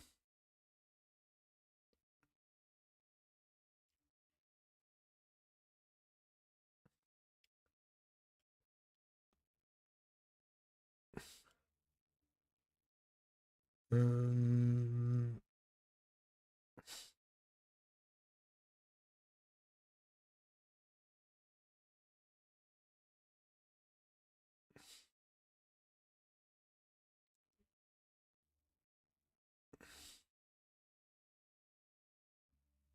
let's see what this does.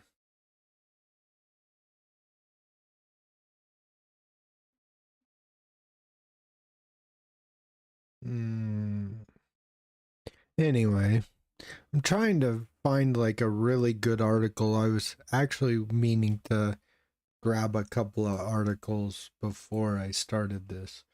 But anyway, yeah, I I just kind of get tired of hearing about some of this stuff, and it's really interesting to me because I have to say,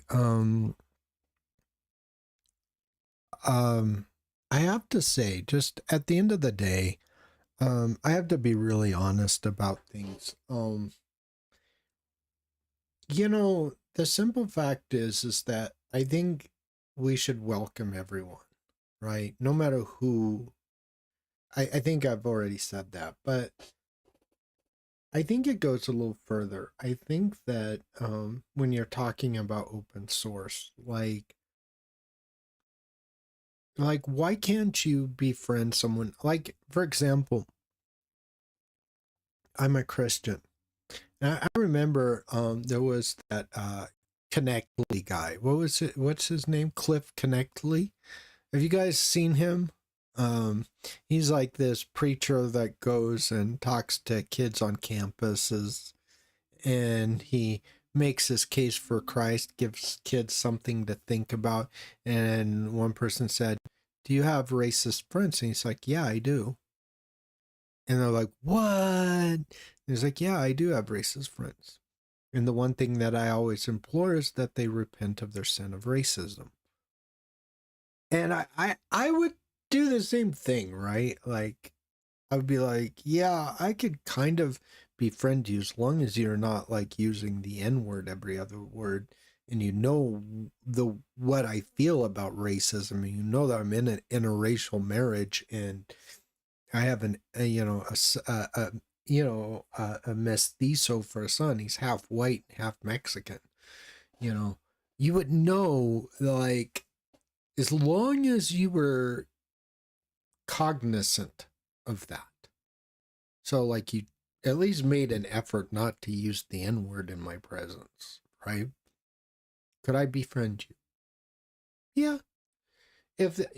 I don't think most Trump supporters are going to get what they think they're going to get, what they want. But I don't begrudge them from wanting some of the right things, and they have the right instincts. They hate politicians, so they find an ally in Donald Trump because he doesn't come off as a politician. Okay.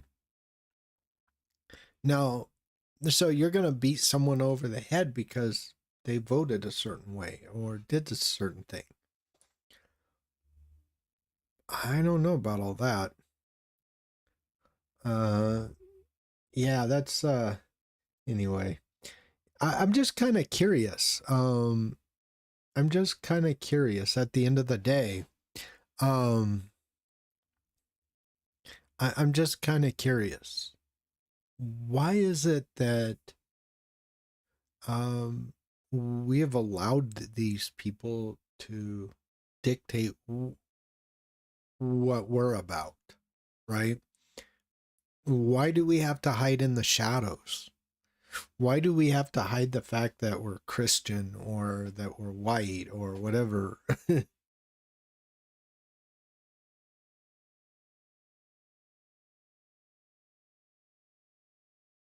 has an article has an article Sunday screening the American oligarchs, the cost of American democracy in the video. I don't know what that's in reference to, but that sounds really interesting. Um, yeah, all the billionaires. This is why, I don't know if you realize this, but this is why I quit using Facebook and X and Instagram for the most part. For this very reason that It's like you're giving all of these billionaires more of your information so that they can get richer off of you. So that they can weaponize all this stuff against you, all this stuff that you don't.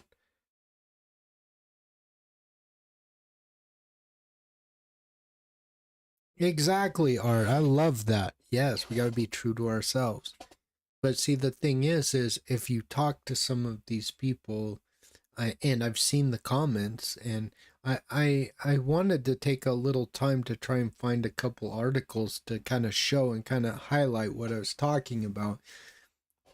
And I just did this at the last minute, but I mean, literally,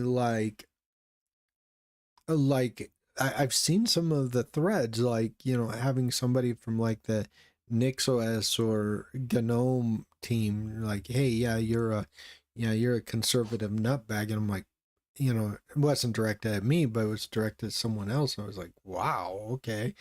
And it was like one of the contributors, shaming somebody for, trying to contribute. And it was like, wait a minute, a person's contributing code. He's presenting an actual solution to a problem, and you're just beating them over the head. Yeah, I agree with you. Yeah, I do agree with you. I agree that we're not very educated, and there's people in college who are not very educated, and they don't encourage free thought. They don't encourage you to think for yourself. They want they want everyone to think, they want other people to think for, that's what they do. They teach you, instead of thinking for yourself, to have other people thinking for you. And, I don't even let the, I'll be honest, like, when I say the Bible's the final authority of my life, that doesn't mean I let the Bible do the thinking for me. Like, and I know that's controversial, but, I don't let the Bible do the thinking for me. I have to think about things. I have to ponder things. I have to really think, like, try to understand things at a fundamental level. And I can't afford to just say, hey, the Bible says this, but, like, for example, I'll give you a really good example of the Bible. Okay. A lot of people think that the earth is 6,000 years old. I'm probably not in that boat. I take a look at it. I take a look at the evidence, right? What is the evidence that the earth is 6,000 years old? That's a hard pill to swallow. I mean, you couldn't even make the case that the earth is only 20,000 years old, let alone 6,000 years. But it's kind of interesting. So, I know enough about language, though. I take a look at Genesis 1:1, for example. I'll read it.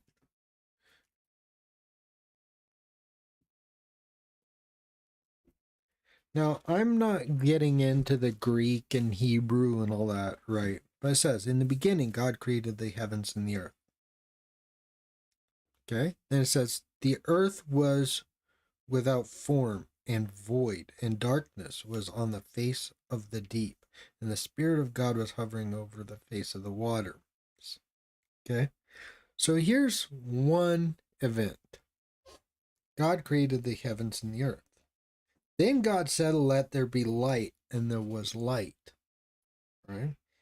And God saw that the light was good, and God divided the light from the darkness, and God called the light day, and darkness he called night. And so the evening and the morning were the first day.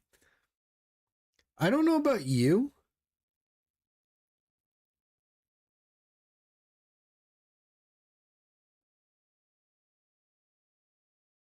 It's not necessarily a globe, but it's kind of like oblong in shape. Yeah, there is plenty of evidence for that. we see it on a satellite. I mean, like, I don't know.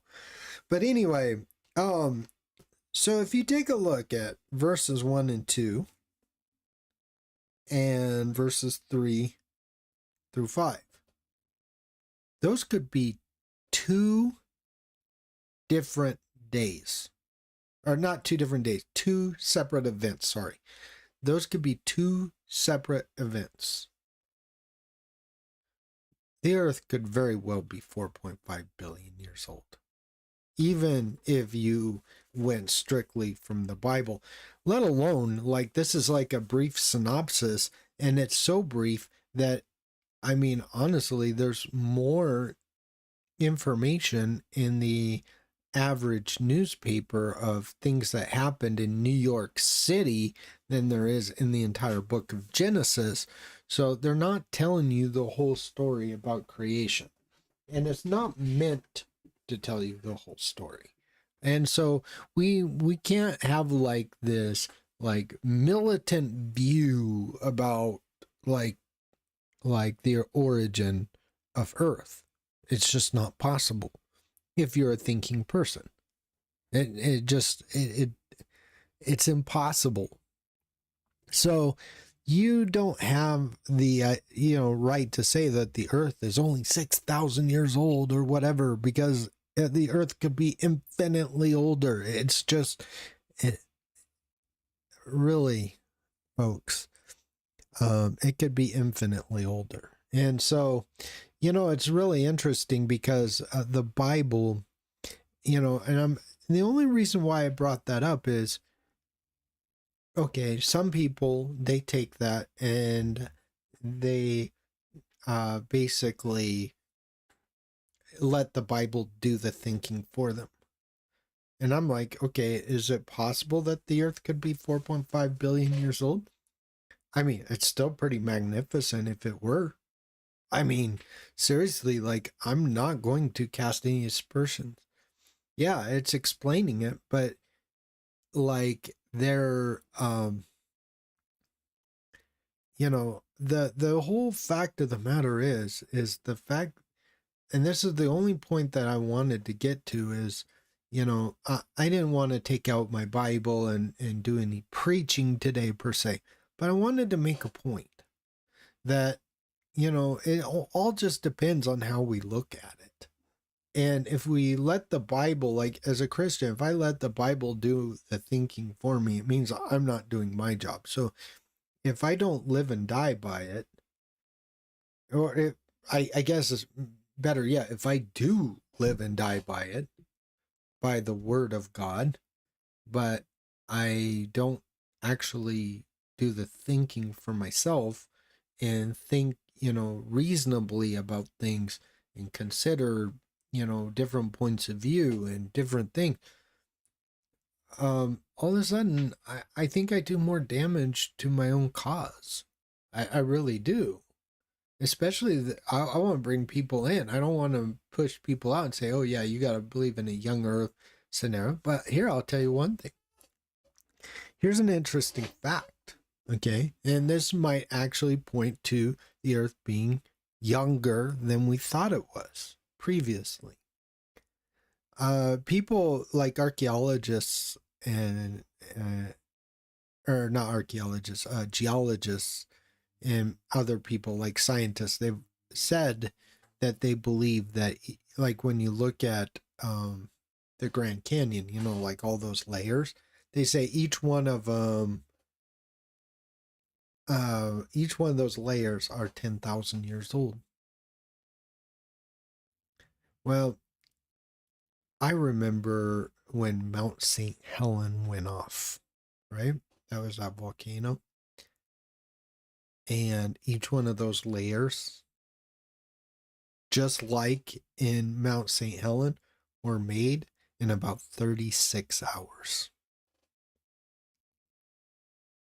It had like this weird thing, like when the volcano erupted and it was met with some, I don't think it was snow, but it was met with water and a couple other things. And like there's just like this perfect storm to make all those layers.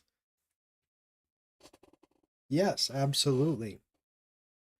And so we didn't like there's like, like what, like 20, 40 layers, in the Grand Canyon. All of those are 10 million years apiece. And like all of those were created in 36 hours. There might be things we're not taking into account. That's all I'm saying. I'm not preaching here. I'm just saying it's an idea. Anyway, like there's things like that you can see, that you can point to. The fact of the matter is, like, we don't have the kinds of skeletal remains to suggest that man has been on the earth for more than about 6 or 8 thousand years, or maybe 10,000 years. Sometimes there's some dating that dates back to 20,000 years, but um, some of those tests are a little misleading, to say the least. But I'm not trying to say that all of it's wrong or all of it's, yeah, science definitely has a lot of dogmas. They study only the material world, but there's more out there than physical existence. Yes. Yes, yes, Art Banks. I think art, that is probably how we could sum that up. But the discussion that I wanted to come out with is, it's like, okay, there are some of us, I don't try to figure it out, but I'm cognizant of some of these issues. I'm not trying to cast aspersions onto anyone, what they may think or believe or anything else. I'm just trying to do me. Like, that's it. And so I wanted to kind of like, just kind of encourage people, give them the right incentives to do the right thing, to, treat other people with respect. I think everybody should have that conviction that if, for example, if you used homophobic slurs in public, that somebody should stand up and say, hey, that's enough of that. Just like if somebody said the N-word in public, you'd be like, yeah, that's enough of that. Or any other racial slur. Like, hey, we ain't going to be doing that here. That's not something we do. And I think peer pressure does a lot to do that. And I think if we use our platforms, this is why I disagree with DistroTube. I get it. He doesn't want to engage in politics. He does engage more in politics than he likes to admit, but I get it to some degree. But the simple fact of the matter is that I think that we should be willing, honestly, to, just like stand some of these bad ideas down, right? The market of bad ideas should be fought with better ideas. I think so. You know what? I don't care about what some moron says that says that the earth is, that they know the earth is only 6,000 years old. They know it. I don't know anything. So like I honestly don't, okay? And if you want to put me in that same camp, or the same camp that sits there and condemns all homosexuals to burn in the lake of fire, you're barking up the wrong tree, because that's not me. I am not that person. I don't want to condemn anyone. I love everyone.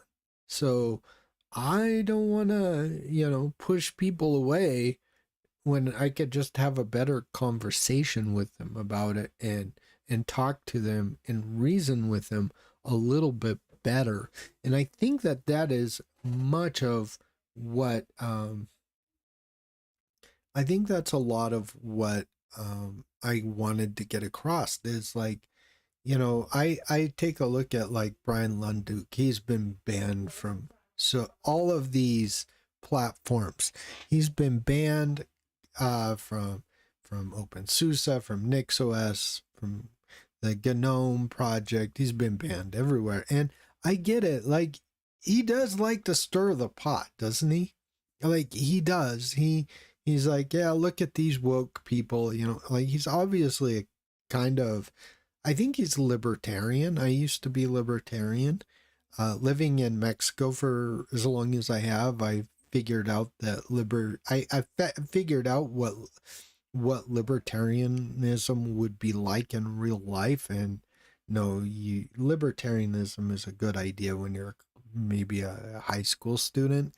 It's a bad idea in real life when you have a family and that sort of thing. But I think he is kind of libertarian.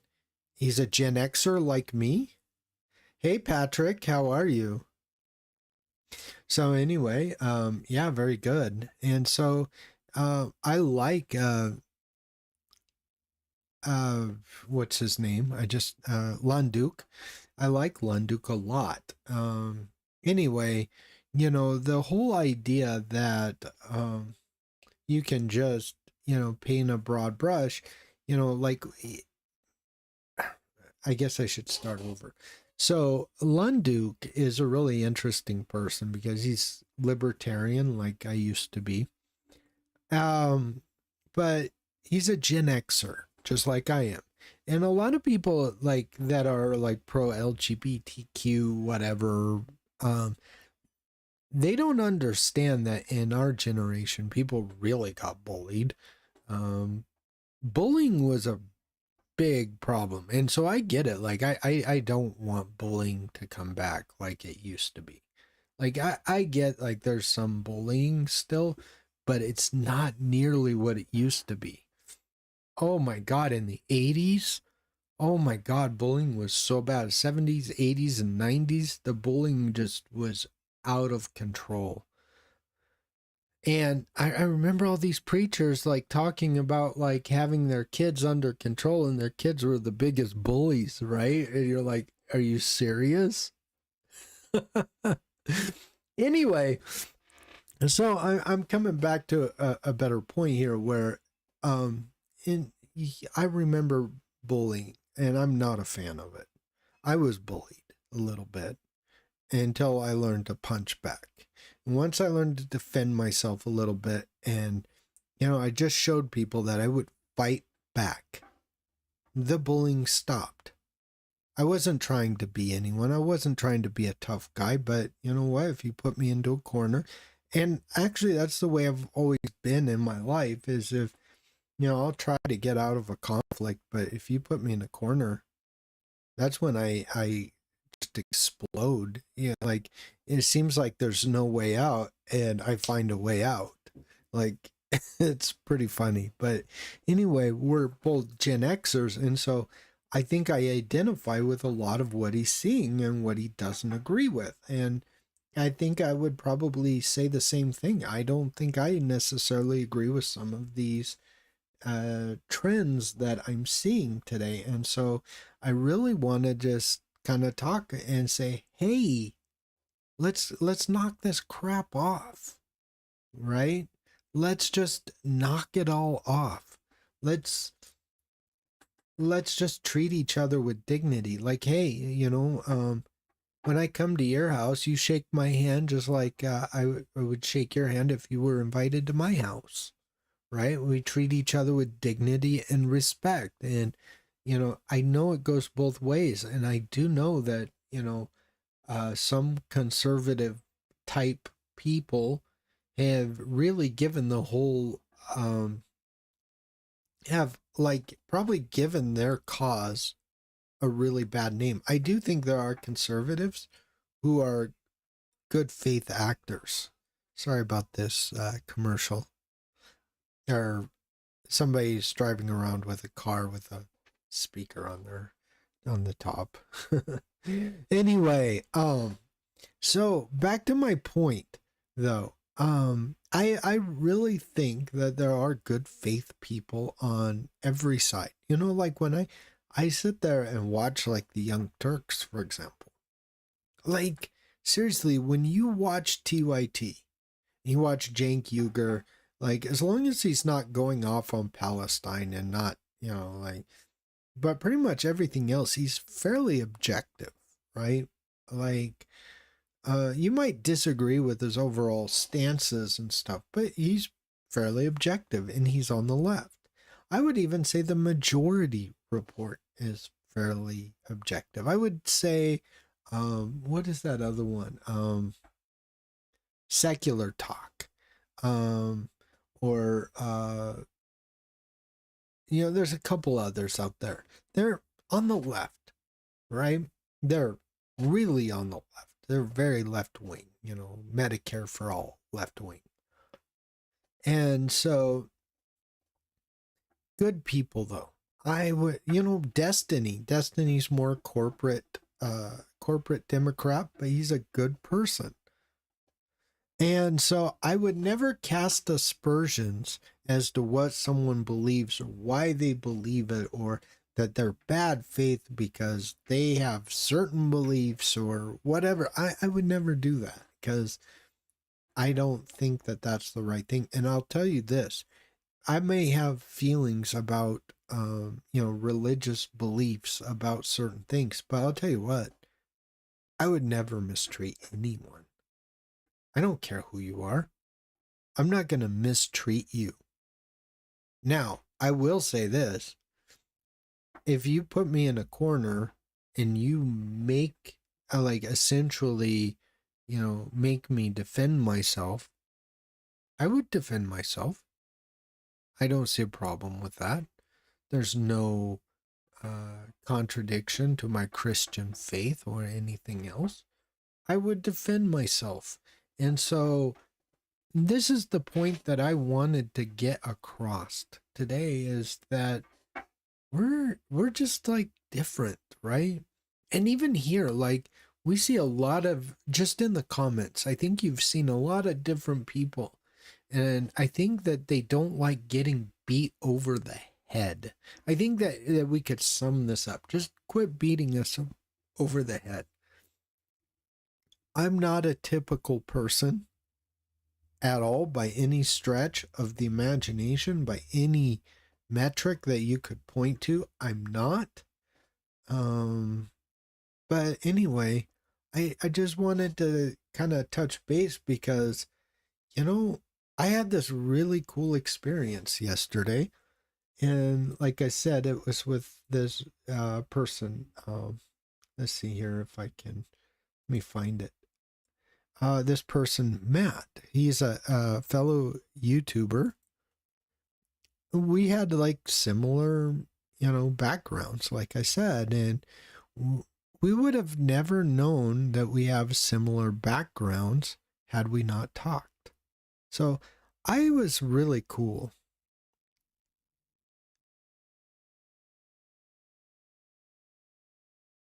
Yeah, I think there's a lot of truth to that. And I think there's a lot of truth to that, actually. Yeah. But the simple fact of the matter is, I want to create a community that is truly inclusive. That means, hey, if you're on one side or the other, welcome. You know what? On my Discord channel, and I am kind of dropping it, you can come over here, and I promise you only one thing. On my Discord channel, this is my word, okay? And my word is like gospel, okay? So, the one thing that I can promise, I don't promise that no one will ever insult you, but I can promise you this, that I won't stand for, mistreatment of others.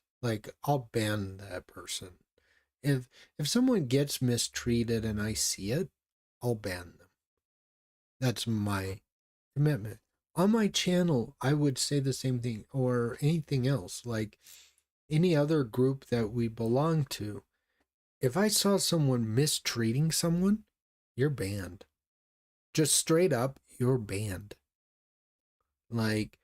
I'm going to look at it, and if I see something that's egregious, I'm just going to ban you. I'm just going to block you. I'm not even going to waste my time with it. But if people have different disagreements, or if people have a disagreement on my channel, okay. I don't invite politics onto my channel. on my Discord channel or Discord server, I guess. But I can tell you that I will not stand for the mistreatment of others. That's my commitment.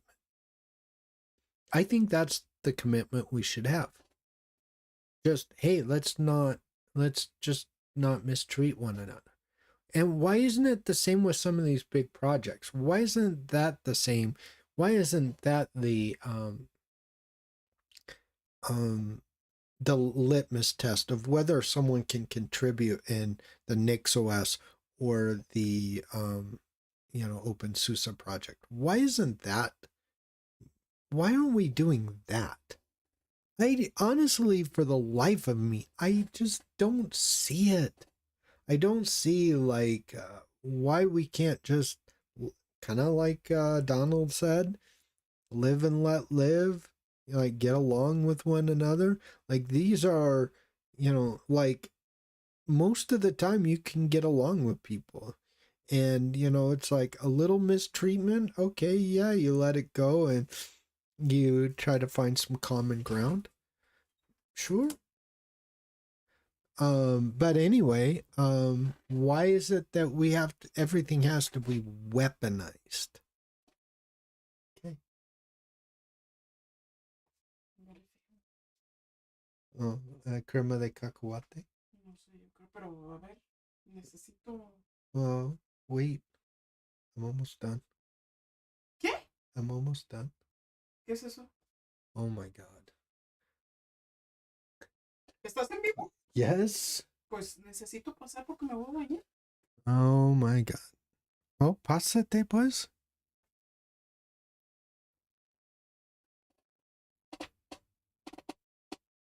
All right. So anyway, yeah. So I wonder why we have to be beat over the head just because we're, like different than someone else. I mean, like seriously, I don't think that those people in NixOS that they like getting marginalized. So why are they marginalizing? They don't like to be excluded, so why are they excluding? I mean, that you can turn the tables right back around on them and they can give whatever justification that they want, but that doesn't make it the right thing. I don't think, right? So that's kind of my point, though, to all of this, and I just thought I would make a live stream today, just basically saying, hey, let's get to know one another. Let's talk. And you can see we're all like very different people just in the chat box, just in the chat itself. We are seeing a lot of different things. And so it's really cool, actually. Yeah, I really dig the different perspectives, different people. And I would love to see people from all walks of life to be a part of my community. I don't care who you are. So, anyway, stop that.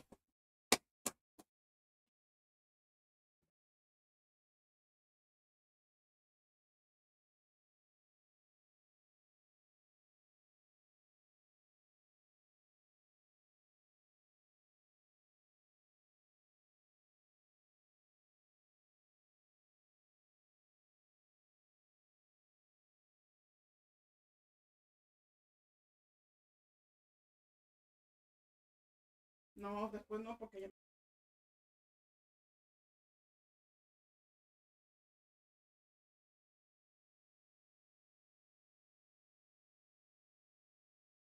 Córtalo, no mames. Well, yeah, normally they're like 2-3 hours. I'm almost done though. Yo fui más de Shh. 2 horas. All right. I'm sorry. My wife's being a little spiteful. So I don't think so. you don't think you're being spiteful? I don't think so. You are being spiteful. No es cierto. I love you. Love you too. Ándale. Okay. Anyway. Yeah, I guess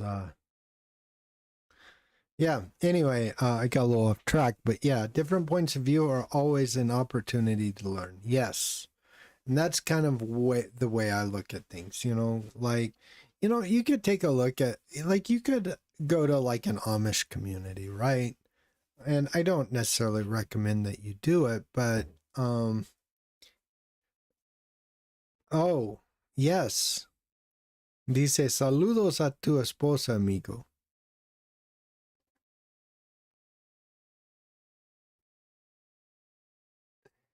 Anyway, you could like take a look at like Amish people. Like you don't think you would learn something from people like the Amish way of life, and you don't think they would learn something from you?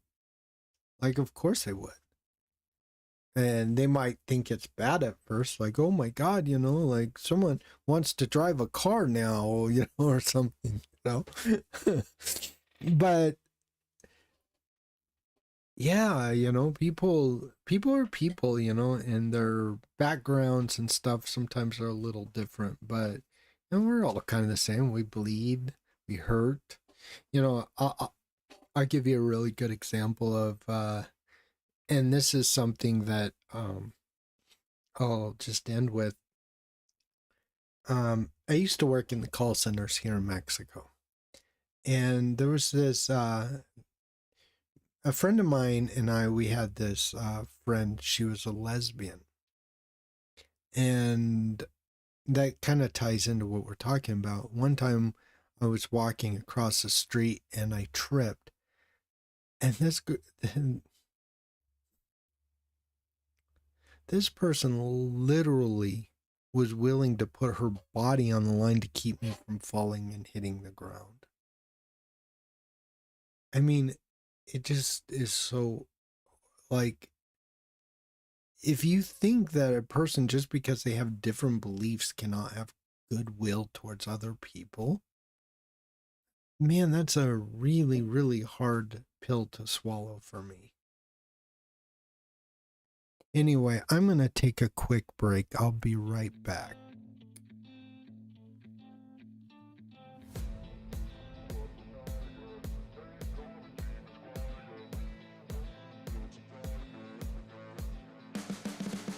You can see the writing on the pavement. Young kids, they're growing up in basements. Online, a whole new generation. I'ma make mine, so you better go take it. Always, they need a new replacement. Decentralized, can't contain it.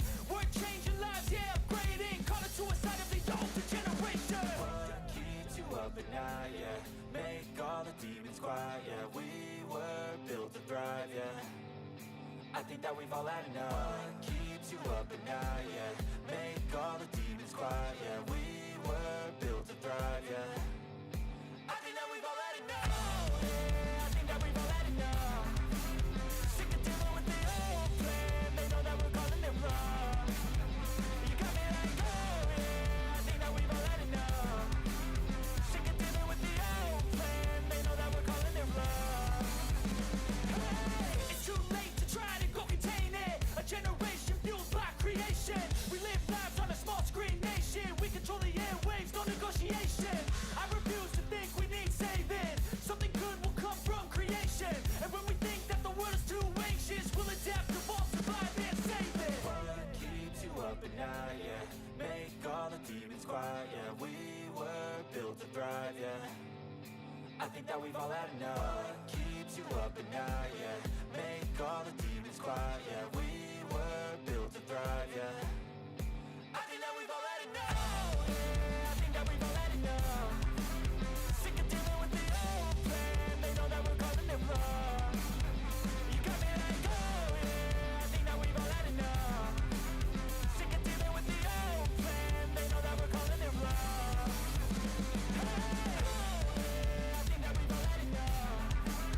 Sick of dealing with the old plan. They know that we're calling it wrong.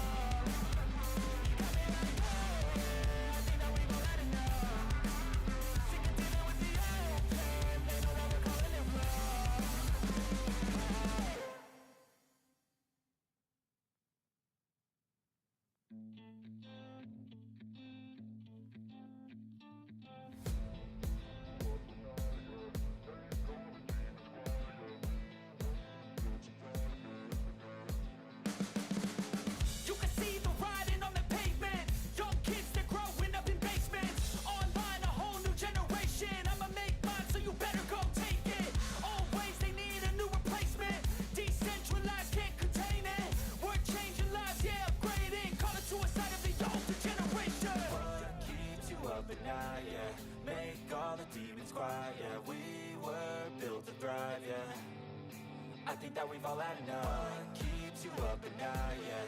Make all the demons quiet, yeah. We were built to thrive, yeah. I think that we've all...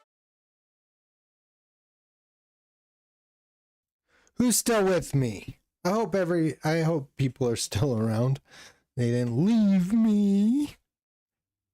All right. Got a couple of people still. Okay. So, anyway, I just wanted to see who is still with me. Okay. So,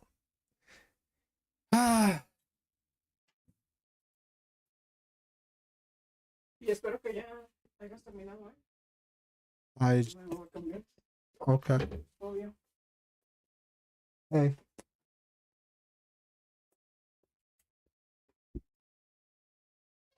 All right.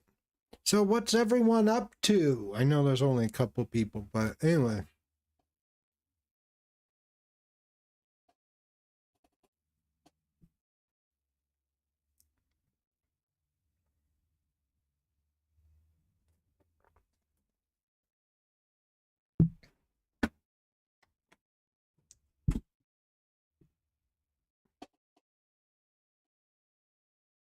Yeah, I had to use the restroom. So anyway, I'm not going to be much longer, I promise. I just wanted to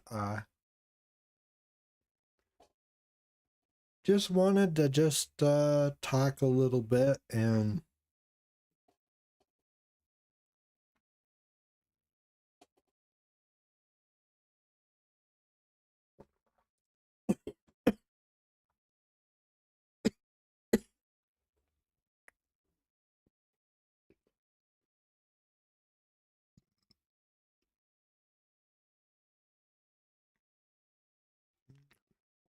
oh wow, I guess I'm back in, huh?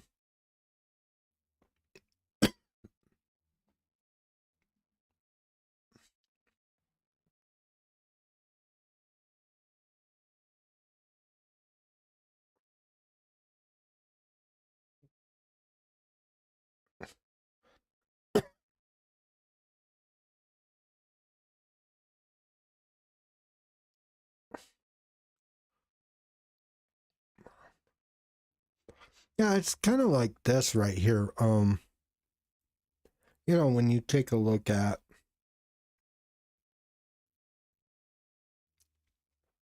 Lunduke, I think I've been thinking about this project right here, if I'm being perfectly honest.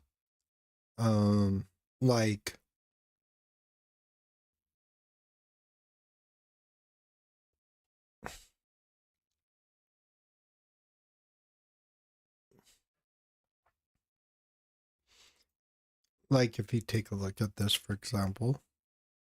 A lot to differentiate most distributions from each other. But I'm making an exception here today. We're going to review Open Mandriva, specifically Rome, their rolling release. It's worth looking at. And I don't say that lightly. You can go back through my back catalog over the last few years and see how many Linux distributions I've actually been willing to review. There's not many. And this really all came about because a couple days ago, the president of the Open Mandriva Association got a hold of me. I've been talking a lot about problems with woke operating systems and DEI infused politics and in corporate operating systems and Linux distributions and open source projects, and I was lamenting, where are the non-woke projects building operating systems? Where are the non-woke Linux distributions? I'm looking for them. So the president of Open Mandriva tossed me an email, and it was one of the best emails I've received in a very, very long time. It made me so utterly happy. He said, quote, "We are, of course, Open Mandriva, a Linux-based project. So we certainly use some code from the woke crowd, but in our own project, we're pretty much the opposite." He went on to explain basically everything you could possibly want to hear about how Open Mandriva is not woke. And I'm not saying that as their political project, because they're absolutely not. If you look through their website, there's no talking about politics. There's no page of codes of conduct where it has political ideals. None of that is on the Open Mandriva project. None of it at all. In fact, when I was asking him, he sent me an email and I did a follow-up with him. I'm like, hey, is there anything that you want me to point to? Any statements on your website about being not woke and whatnot? And he's like, are you kidding? I'm paraphrasing here. We're focused on the code. Like, we don't have time to make political statements. We're focused on the code. Like, he reached out to me to let me know that they exist, but he's not making political statements. He's just making good code. And they run a meritocracy. They don't care who's got what politics. They're just focused on code. And it was the most refreshing thing. I absolutely love it. Like, if you could custom engineer in a laboratory the perfect set of responses to me, this would be it. Not only was he not woke and anti-woke and anti-DEI and all the awfulness that goes along with it, but he wasn't really focused on that. He was focused on the code. He was focused on being a meritocracy, just like you should be in a great software project. So this got my attention. I'm like, okay, I haven't played around with Mandriva for Muted, huh? a long time. And Mandriva has its roots in Mandrake Linux. And Mandrake is one of the granddaddies, right? They were focused I don't think so. It shouldn't be muted. when they came about. And they were laser focused, Mandrake was, on being a usable Linux out of the box. It was good for pro users. It was good for us sysadmins and Linux enthusiasts. But for people who just wanted a solidly working, well configured, easy to go distribution with a live boot up environment like a live CD and whatnot, Mandrake was one of the first to really do that. And because of that, it captured my attention back then and so many other people. But Mandrake is I don't. of chaos and tumultuous waters since I'll be right back.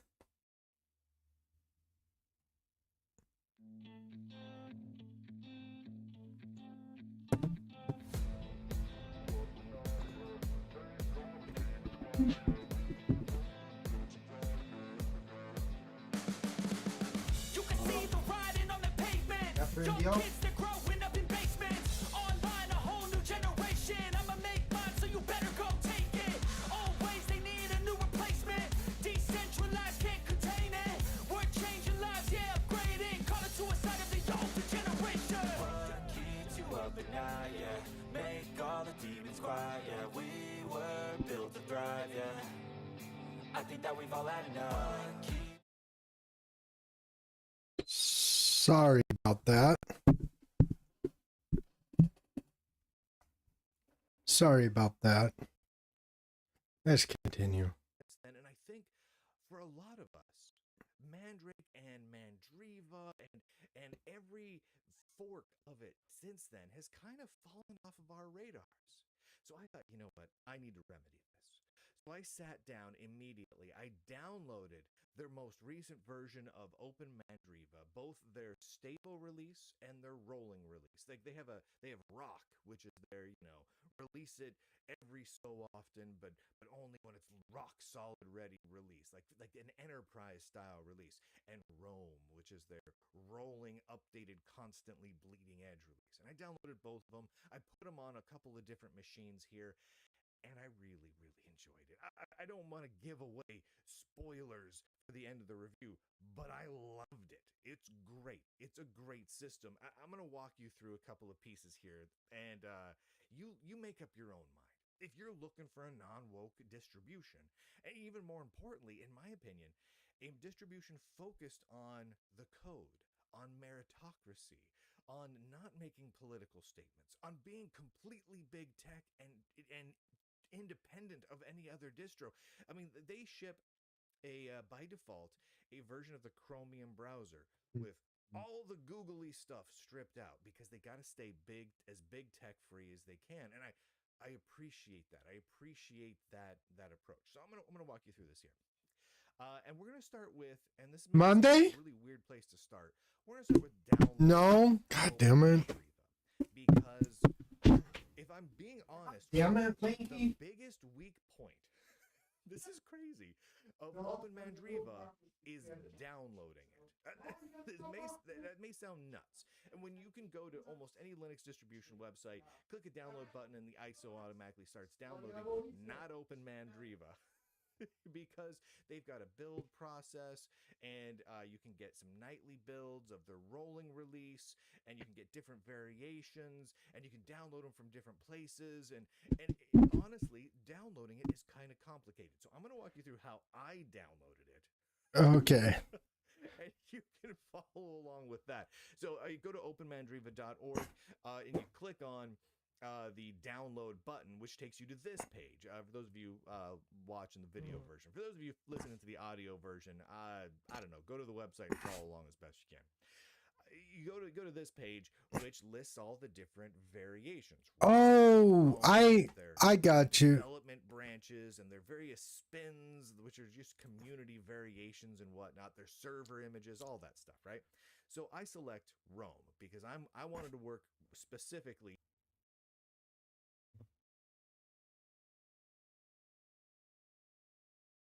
to another page where you have a couple of different drop You should be able to hear that now. boxes essentially on the page where you can download Let me know. variations on the rolling release. And the two primary ones are Rome Plasma and Rome Plasma Slim. And what it is point blank is KDE as the desktop environment, pre-configured out of the box. There's a big one and a slim one. The slim one is just the lightweight version. It's like about a gig smaller. They're both pretty hefty in size. They're both like a gig or two in size. They're both big. But slim has less of the applications pre-installed. So if you wanted to do your own installations, to do just the pieces of software you wanted without all the extra stuff, you go with the slim.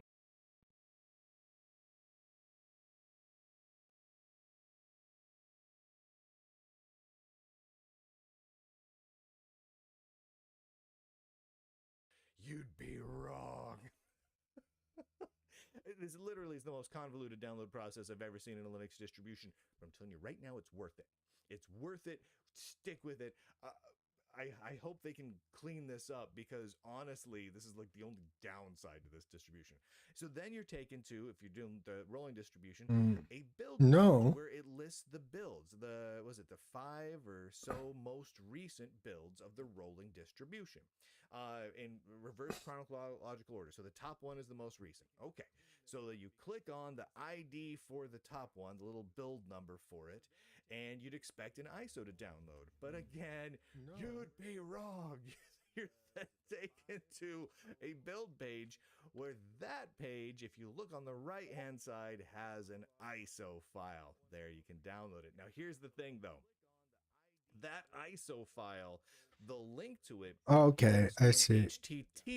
HTTP page without HTTPS. The problem there is some web browsers will throw an exception. They'll be like, no. Okay, I turned it up quite a bit.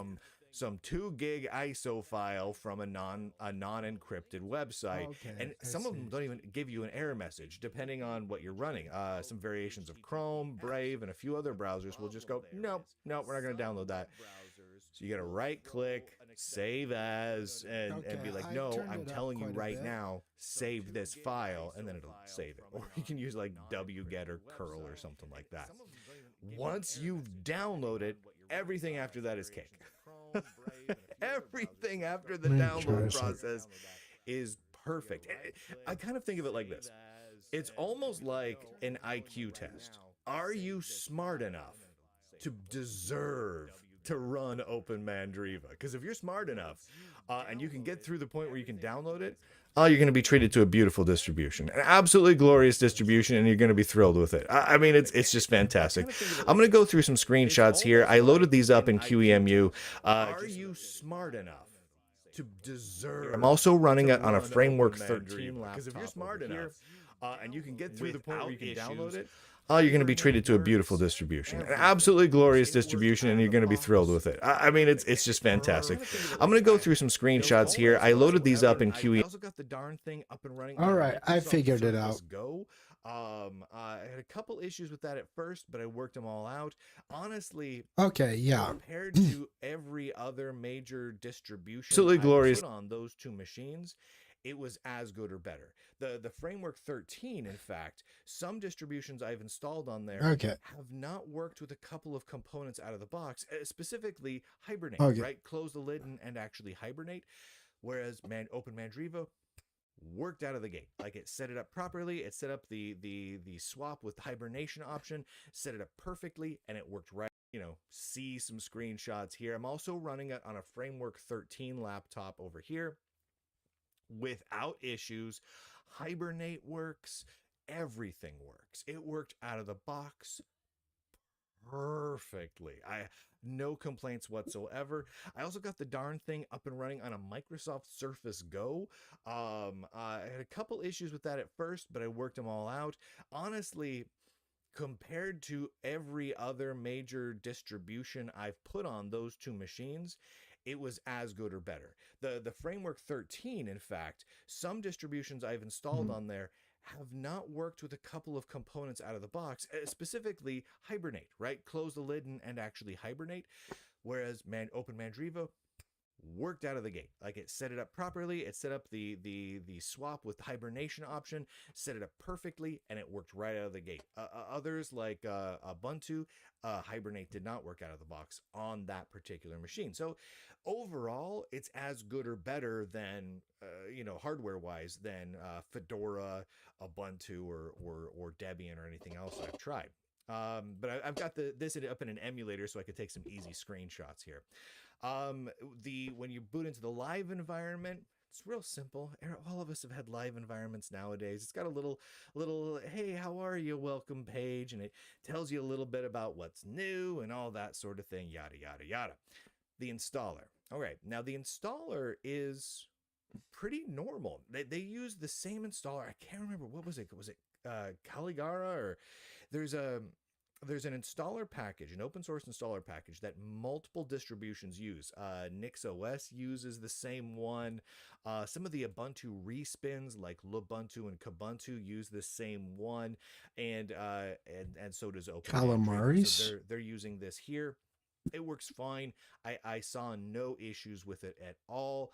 The partitioning was fine, easy to use. It was great. The total install time on like my framework 13 was like 4 minutes in total, beginning to end. It was a little slower inside of my virtual machine, but whatever. That's the install, and it's fine, and it was fast enough to make me happy. All right. So once the install is finished, and I had again no issues whatsoever. The standard little grubby boot screen is nice. It's pretty. But whatever, that's just the boot screen. Like, I don't care what the boot screen looks like all that much, but it looks nice. It looks all right. I'll go with it. Okay, there we are. And from there, your default desktop environment. I keep forgetting what's on what page. Sorry. It's fine. I'm not a huge KDE Plasma guy. I don't hate it. But it's not my preferred thing. It's a little too heavy for me. I like a more of a lightweight system. However, putting on other desktop environments and Open Mandriva was easy. I put on XFCE and Ice Window Manager. No issues whatsoever in either. So I was happy. I mean, between XFCE and Ice, I'm good, because I tend to like to make my desktops look like old retro desktops. And for me, there's just no better environments for that than XFCE and Ice.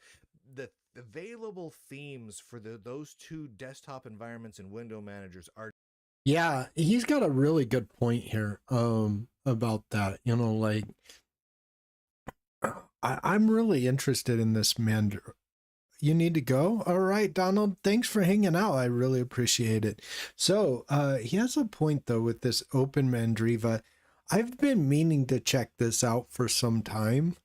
I might do a live stream tomorrow with this. I'm genuinely really curious about it. I tried Magia a couple of years ago on real hardware. I didn't like it. I might be trying this, the non-woke distro. I mean, maybe we can gravitate towards that, like going to a non-woke distro. Like I kind of think like there's something to be said for this, for real. Like I think there is something to be said about having a non-woke distro. Like, hey, we're about the technology, man. I could get behind that, actually. So is it, ooh, Brody keeps doing stuff. Don't build a game engine on Arch Linux. Yeah, I wouldn't recommend it, actually. And again, for those of you who are really interested in my Discord server, it's in the link trees below. Oh, I bet you I don't have it. I don't know if I do or not. If not, I will put it at the when I get done with this stream. I'm definitely gonna double check that. Anyway, yeah, it's really kind of getting me to I might be looking at more of some non-woke distros, like OpenMandriva is definitely something that I could check out. Saludos, Andre. Un buen rato sin poder entrar en un vivo porque aquí seguimos. Yeah, I know, right? Sí, yo sé. No he tenido la chance de hacer directos, pero ahora sí estoy haciendo regularmente, como 3 o 4 cada semana. Nada más es que yo pienso que es algo que la gente quiere y pues bueno, estoy haciendo más directos, pues sí. Pero Andre, muchas gracias por el comentario. A ver si sigues. Ok. So, la tema es que, pues, ya sabes que muchas tecnologías en el mundo de fuente abierto está siendo más político cada día y pues quiere está o sea es una cosa que uno tiene creencias políticos, ¿no? O sea, yo creo que es natural, pero la que cuando uno sí tiene una punta de vista diferente, de repente pues está llamado homofóbico, está llamado racista o fascista o sabe qué tanto, ¿verdad? Y en ese caso, pues yo pienso que está mal eso, ¿verdad? Porque un proyecto como NixOS, por ejemplo, tienen que,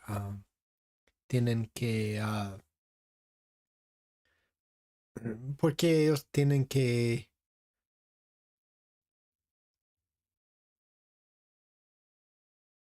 Yes, exactamente. Entonces tú entiendes. Sí. So, en el mundo de fuente abierto, ¿por qué uno tiene que conocer las creencias de otro? O sea, creencias religiosas o creencias políticas o algo así, ¿verdad? O sea, ¿por qué? O sea, no tiene nada que ver, ¿no? O sea, si tú estás bien programando, pues tú estás escribiendo bueno código, bueno, estás desarrollando bien. Claro que sí, en el ámbito de TI, pues claro que es muy bueno haber muchos perspectivas diferentes. Claro que sí. Anyway, for those that don't think I speak Spanish, Yes, I do. So anyway, I just don't like when big tech gets weaponized, right? And like you get beaten over the head and like this actually I might be taking a look at this because I'm not convinced that I want to do I do want to get into like Aurora. I like the project. I think it's kind of interesting. I wonder if they're that woke. Maybe they are, maybe they aren't. But anyway. Are just fantastic. Whether you want to make your system look like Windows 95 or an old Amiga or BIOS or whatever, doing it on those two is just great. And those installed super, super easy here. Here's an obligatory screenshot of NeoFetch because I don't know why not. And again, by default, it's all Plasma. So I'm showing you what it looks like by default with Dolphin, their window manager, and the performance was great. There was no issues, like there was just no problems I was running into. Everything worked great out of the box. This was quite possibly the nicest KDE experience I've had. And again, I don't dislike KDE. There's some KDE applications that I think are absolutely fantastic. Katie is Some of great. the Calligra suite is really good. KDE Live is a great little video editor. There's a lot of KDE applications that are really great. But just KDE Plasma as a desktop environment tends to be a little bit too, I don't know, big and bulky for me. I like it just a little bit less, a little bit lighter, a little bit leaner, more svelte. But it was great. Everything looked good. Their settings application was great. Again, they inherited a lot of stuff from the KDE folks, but they also did a bit of their own stuff, and it looks fantastic. There's really no there's really nothing to complain about here. They again, if you want to do um, all of your normal package management from the command line, it's using DNF. Now, I personally am more of a Debian guy because I've used Debian forever, so I've been used to apt. I've also spent a lot of years on SUSE and OpenSUSE, so whether I was using Yum or Zipper or whatnot, we've all been around enough different package managers to know what we're doing. My Pacman over on Arch, DNF is fine. I don't really have any love for DNF, but I don't have anything against it either. Like I've got nothing to complain about here. If you want to install some software, you do a sudo DNF install the package. For example, like I want to install DOSBox, so I load up sudo DNF search DOSBox, and here you go. Here's two different DOS boxes that are DOSBox packages, DOSBox and DOSBox X. Great. Okay. So then I sudo DNF dash dash refresh to refresh it all, install DOSBox X because I need DOSBox. Gall darn it. If I don't have the ability to play my DOS games, I get to be a cranky Lunduke. So of course, that's like the first thing I do when I get a new phone, a new laptop, anything. I install DOSBox. I don't know. It's how I'm built. And boom, 20 seconds later it was done, and boom, I launched DOSBox. There you go. Nice and easy. So DNF really is not that difficult to wrap your head around. They've got a graphical manager as well in there that sits on top of DNF, and it's super old school. Do you remember those of you who came up in the early Ubuntu years and the early Debian and Gnome years, you'll remember things like Synaptic, right? Synaptic was great because it was a graphical interface for searching and installing packages, but it wasn't overly bubblegummy. It was utilitarian. You know what I mean? Like you check all the things you want to install, and then you hit a button to apply your changes, and in the background it runs all the package manager stuff for you. And it was a very hardcore Unixy feeling graphical interface on top of your package management, and that's sort of like what you've got here with OpenMandriva. There's not like at least not that I saw like a like a overly polished simplified store where they're making it super easy for everyone. But no, it's easy enough.